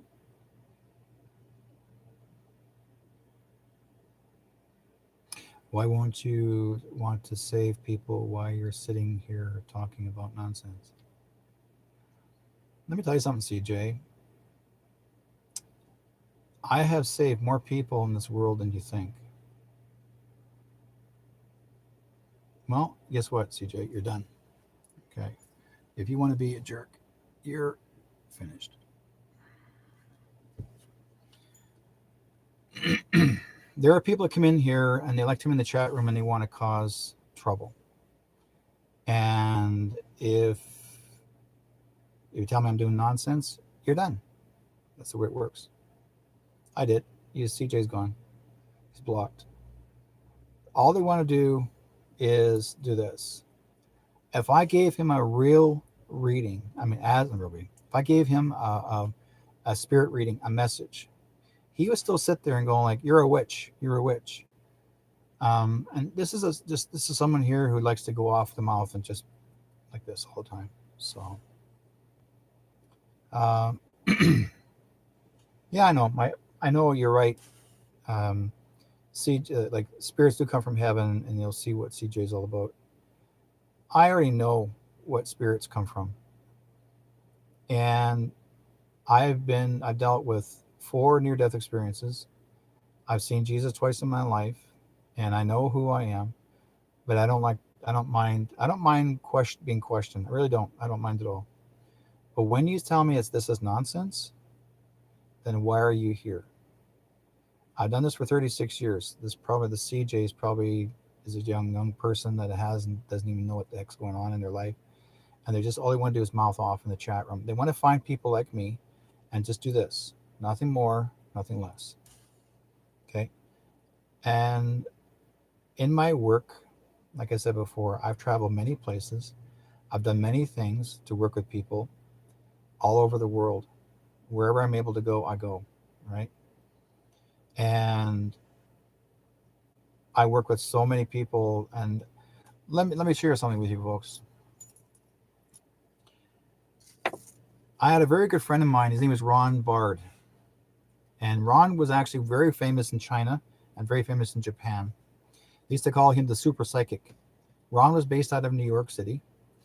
And a wonderful man, a veteran, he served in the military. And he knows my work. I've known Ron for many years. He called me up one day. And he said, "Derrick, this was in March." And he said, "Derrick, would you be interested in coming with me to Japan and do some readings for me up in Japan? And these are corporate companies that you get to read, and I'll give you half my money, what I earn, half my earnings, or you can have all the money that you get from the walk-ins." And I said, "Oh, okay. Well, what are you getting paid? How much are you getting paid up there?" He says, "Well, they're paying me $5,000 per group, right? Per company." Whoa. Well, how many companies? He said, "Well, I'll be there for about 3 or 4 days. You want to come?" I said, "Sure." So he's going to give me half of that. So with the way you figured out on paper, I would have been earning a great deal of money up in Japan. But because I said, okay, got my passport ready to go. I was going to fly. 3 days before I traveled to Japan, I was supposed to meet up with him. For 3 nights straight, I was having nightmares. I was seeing floods, waters rising, fire, explosions, people drowning. It was like insane. Like it was absolutely horrible. It was so scary. It was insane. But I had these dreams, 3 repeated dreams every night. And I said to Ron, I called Ron up. I said, bro, I can't go. I said, for some reason, somebody's telling me not to go to Japan. Something's bad's going to happen while we're there. And I don't think you should go either. Ron said, well, what did you get? And I said, well, here's 3 nights of straight dreaming. I was repeating the same vision. So I told him exactly what was going on. And he said, well, you know what? He says, it's about you. He said, probably it's just about your vision. He said, but I'll just take my daughter with me. And he said, then we'll go back again in August. I said, sure, great idea. So Ron took off. He headed to Japan. 3 days after when he was in Japan, 3 days after, they had the tsunami. The waters rose. The plant blew up. The waters rose. There's floods. Over 1 million people died. Over 1 million. Even though the government says only 100,000, it's over 1 million died, right? Ron was stuck in Japan for over a month. Stuck in Sapporo. He had to, and he was actually in a hotel there, and he couldn't leave until they were able to fly back home. But when Ron got back, it was never the same. Like when Ron got back, he was getting sick. Like things wasn't working for him. And within the year, he passed away. When they did the autopsy, he actually had an over amount of radiation in his body, so it killed him. It shut down his arteries. There was so much radiation in his body. Well, the only time you get radiation is because from that plant, right? It releases radiation. It was in the water. It was in the food. Everything from the north side of Japan, which was quite sad. Right, and it happened. So I lost a good friend, a very good friend. What I'm pointing out is I know how to make predictions, and I've done predictions before, and I know I'm right. So if anybody wants proof that I'm not saying everything comes. All my predictions are end of the world. My predictions are warnings. That means that where you're supposed to be or not supposed to be. That's what my predictions are about. To make sure that you are to take care of yourself, or be aware of what's going to happen next. Not die, what's going to happen next. I was part of 9/11. I did the same thing myself. I predicted a client. I told him not to go to work. I said, take 2 weeks off. Just don't go to work. Take 2 weeks off. Go on vacation. Do anything you want. I said, but the contract you have with this company, I mentioned Mexico, the country Mexico. As you got a contract with Mexico, it will work, but nothing will happen for the next month or two. But they will agree with the contract after. But right now, it's not going to work. Take 2 weeks off, but don't go to work. He said, okay, fine, I'll take the 2 weeks off. So he took 2 weeks off, supposedly. 3 days after 9/11, he called me back and said, Derrick, you freaked me out. I said, why? He said, I work for the New York Stock Exchange. You just saved my life. And I was going like, whoa. I said, well, I saved his life, but 3,000 people didn't live. But there was over 3,000 souls that when I watched TV, when that tower blew up from the inside out. Spirit said to me, the tower blew up from the inside out, not the outside in. It blew up from the inside out. Over 3,000 souls left this world. 3,000 souls left this world. You tell me who was messing with that tower then. Because I can certainly tell you who it is, who did it, who caused it. Father and son. They're the ones involved. And the son was reading a book to a bunch of kids, and he knew all about it. Yeah. So, but if you want to find out, I'll tell you about it. You need to read. You'll have to email me, and I'll tell you who those people were that caused it. But there was no plane that hit the tower. That was all fake. Sorry, folks. Those are called hologram planes. They never went through. I already knew that because I've seen so many videos of hologram planes trying to land on the landing site, but the plane wasn't even there. It just flew right over past the guy on the runway. No, no. So the thing is that, there's so many things I can tell you that would make your hair stand up. Everything was holographic, exactly. And I knew that from the beginning. In fact, the White House was supposed to have gotten hit by one of the planes too, and the plane was supposed to have been there, like not a fixed physical plane, but the one supposed to look like one that actually crashed into the White House. Someone actually exploded part of the White House in the back to make it look as actually got crashed into, but yet when they got there, there was no plane, but the building was partly all blown up from inside out. So, you know, um, and then they couldn't do anything about it. They could not carry the story on regarding the White House, so they decided to fix it again. They'll say, well, we won't mention about the White House, but I'll tell you this, folks, I had the original video that was used to record the whole event. It was an implosion. The whole video that was I had the original video. Okay. When I told one person that I had the original video this is back in the early 2003. When I told one person that I had the original video, somehow, I don't know how they did it, but that video got erased on my computer, and so was the rest of my computer erased. They knew what I had, and stupid me, I didn't have a backup to put something away I could save it, because the USBs didn't exist back then. And I didn't have a backup to hold on to that program, and I lost it. I remember seeing the whole thing on video.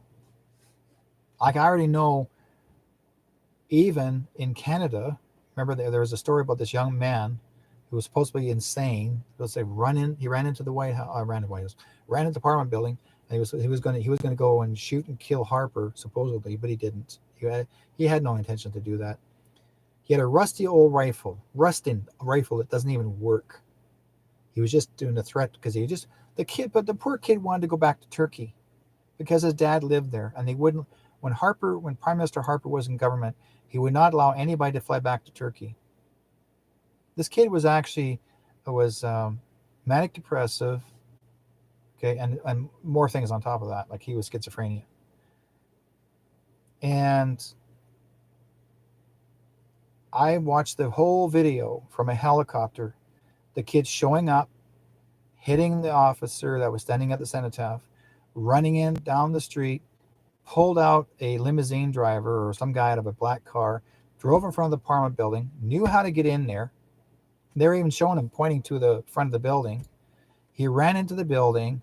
The CBC cameras were on the side of the pylons, which they normally don't sit there, and they're standing inside the pylons, video recording him coming in the door, running down the hallway where there's 4 RCMP officers, police, with their guns in their holsters, standing there watching young man with a rifle in his hand, running past all 4 officers, and they're looking back, watching with their hands on their hips. Then I heard this a couple of seconds later: "Stop! Don't move! Put the gun down!" Bang, bang, bang, bang, bang, bang, bang, bang, bang, bang, bang, bang, bang. And the other officer still standing there with his hands on his hips. Nothing even happened. Meantime, what I do know, there were 33 shots. I counted the shots. 33 shots. That kid was killed 33 times, supposedly by one officer. How can there be 33 shots by one officer? And they called him a hero, and he wasn't even an officer. He worked for the crown. And they called him a hero. I've never seen this man's face turn so red when there's all strangulation. Oh, you saved the Prime Minister. Harper already knew that that kid was going to come for him. They told Harper to go hide in his closet up in his office. That's where Harper was. He was already in his office before the boy even came in. They already knew. Because he said, "Where's Harper? I need to see him. I want to go back home." The kid was mad. He wanted to go back to Turkey, and Harper said, "No, you can't." It was not allowing anybody to go back to Turkey on the plane, because they were making up a story that Turkey was at war with Canada. No, you can't fly back. That's it, right? This is a couple years ago. This is way before before the COVID even started. My client came to my house telling me the story about this young boy. He was from British Columbia. He lived here in British Columbia. He was schizophrenic. She was my client. She told me exactly what was going on. CSIS showed up. It's like the FBI showed up at her front door asking her for all the files on the boy. Took all his files, his medical records. Took all of his medical records, and they took him away. And they told her, CSIS told her, keep your mouth shut if you know what's good for you, or your family will disappear. CSIS. CSIS. They're like the FBI here in Canada. CSIS was never hired by our government until Harper started something up, and that was that boy. They wanted something a month before. They said, well, if we have terrorism in our province, then we need to have proof that we're going to have terrorism. Suddenly this boy shows up. He wasn't a terrorist. He was mad. He was schizophrenic.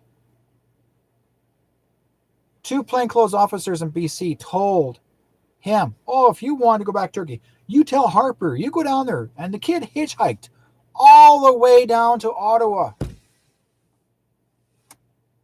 Because she told him. He told her. He was hitchhiking all the way down to Ottawa. He told her on the phone. I know that whole freaking story from the beginning to the end. They killed him. A schizophrenic kid. Harper ordered him to be killed. Oh, they killed the officer. They killed the officer that was standing at the cenotaph. They didn't kill the officer. I seen the 2 plainclothes, whoever it was, a woman and a man, leaned over the guy, put their hand over that young soldier, and smothered him to death. I watched it on film. No one did a bloody thing about it. No one. Our government. That's what pisses me off. You folks are blind because you put your blinders up. Oh, I don't want to see it. No. I see more stuff that you wouldn't believe. I didn't see it just recently. I've known about this for years. I have so much information sent to me from people that work in government in Ottawa. They send the information to me. Why? I get it. Even some pages even turned Harper in. A young girl who worked as a page. She heard the plans, what they were going to do to our country, to make our country into a militarized country. She knew it long because she listened in, and she didn't like that. So she put a sign, a piece of cardboard sign, stood in front of the camera and said, "Stop Harper." They fired her from her job. You know why? Because she knew and they knew that she was going to expose them. And she did expose them. But did they do anything about it? No. They pretended, oh, no, she's a bit crazy. No, she's something wrong with her. Don't believe her. She just wants attention.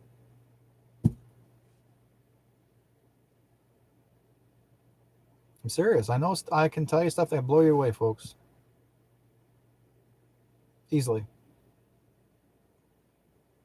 We have our Truth Reconciliation files. I work as an Indigenous elder in our community, and I know what happened. Prime Minister Harper, before he left government, okay, when the election was on, he ordered that the Truth and Reconciliation files to be burned. He ordered the Missing Indigenous Women and Children file to be burned. He ordered quite a few Indigenous programs and residential school files to be burned before he left government. They sat on the filing cabinet, on top of the filing cabinet, and sat there. No one put them in the filing cabinet. They just sat there. Somehow they just got left there. When Trudeau was when Trudeau was elected in as prime minister, his people, seeing that some of them sitting on top of the filing cabinet, didn't even pay attention to the name for it to be burned. Took the files off the cabinet and refiled them back into the original cabinet. You see what I mean? The cover up. They didn't want us to exist. Harper wanted to remove all existence of all the past out and burn it. He also ordered over a million indigenous story books to be burned in the incinerators, take them out of the libraries and have them burned. He ordered them to be burned. All of our indigenous history, he ordered them to be burned. Even the wampum belt history. I know all about it because I get told by special people, certain people that were working in there. They passed the message on to me, said, Derrick, you need to see this. We have a very corrupt government, folks. Very corrupt. Almost just as bad as what you have in the States. It's been going on for a long time. And I think it's time for everyone to know the truth. I mean, one day it needs to be shared. Someone's going to find it. Maybe YouTube will take this down and say, no, it can't do this.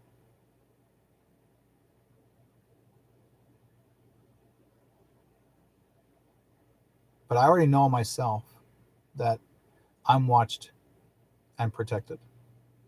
And so is my family. But the truth needs to be exposed. And then I'm sure they already know about this. I mean, I could tell you stories. There's underground cities everywhere. We have underground cities everywhere. But they all go blowing up now. They're gone. But I knew about the underground cities in Calgary. The one in Calgary, I knew all about this since 1973. Like, I know a lot. I know I've seen things, I've heard things, and known things. But you can only, who can you share it with? Because for years I've been told, oh, keep it to yourself, Derrick. You know, you're going to get, someone's going to get hurt. But yet I'm told by Spirit saying to me, one day you need to tell let the whole world know the truth. But when I feel protected, I feel more protected now than I did over 2 years ago. And I already know now. And whoever sees this video or whoever these people are, they're going to agree or disagree. And like people say, the truth will come to the surface and it will be exposed. That's true. There's so many stories that happens out here in British Columbia that's going to blow you. Your hair is going to stand up. I mean, I'm telling you just bits and pieces of it, not a lot of stuff, but I know a lot because I work with RCMP to help find missing people. I do those cases. I've done it for a lot of years. I've done a case that was three Chinese guys who were missing over 150 years ago, and I helped find their bodies. I found them within the hour when I got there. And yet they've been looking for them for 150 years. How is it I was able to find them? Because I trusted Spirit guiding me because it was time. It was time. I trust God. I trust Spirit. I trust Jesus. I trust all who stand in the sand of truth. I always have, always will. So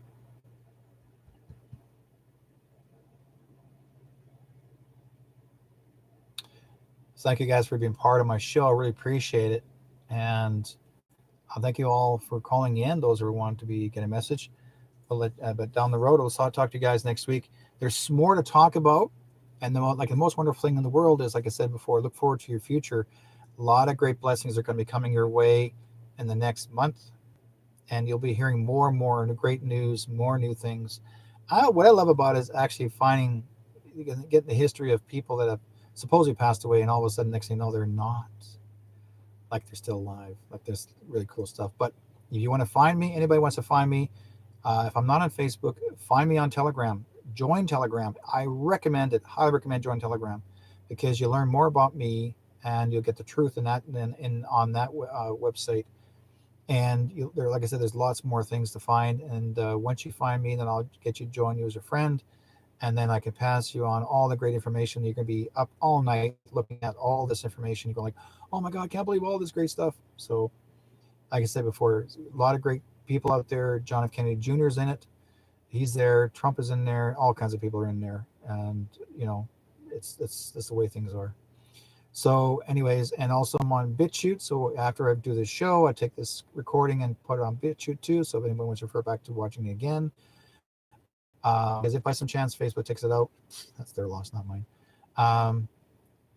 But I said, like I said before, we're going to have a lot of cleanups in here, and it's been a long time since I've actually took this long to be on a YouTube and for Facebook. But I felt it was important, and you guys need to know exactly what's going on. Please understand, I walk with God, and I do Jesus's work, and I stand tall and proud, and that's what I do, and nothing more, nothing less. I'm just a humble person. I like to teach, and that's my job. And then there's a lot of great people in this chat room that are great readers, and as well as people are wanting to know more what's going on in the future. This big C thing is going to be, it will begin to follow, or still go, it will begin to deplete. It will go away. We just have to be patient a little bit longer. It'll go away to the point of truth will be exposed. So on that note, guys, take good care of yourselves. And I'm going to leave you with this wonderful song. Take care. Everyone lives, everyone dies. Everyone loves, everyone cries.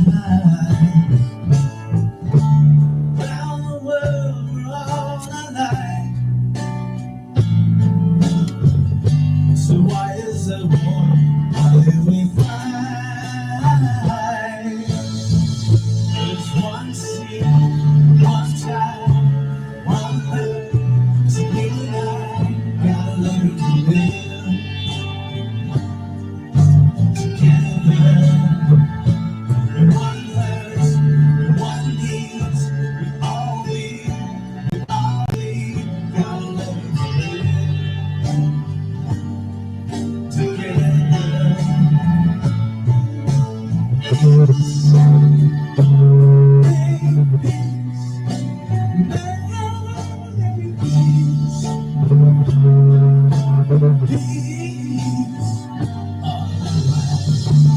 Isn't it time for us to stop dying?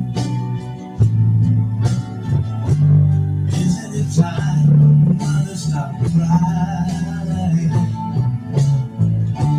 Stop the fighting and the hate. We gotta make peace before it's too late. There's one sea, one sky, one earth. So you and I gotta learn to live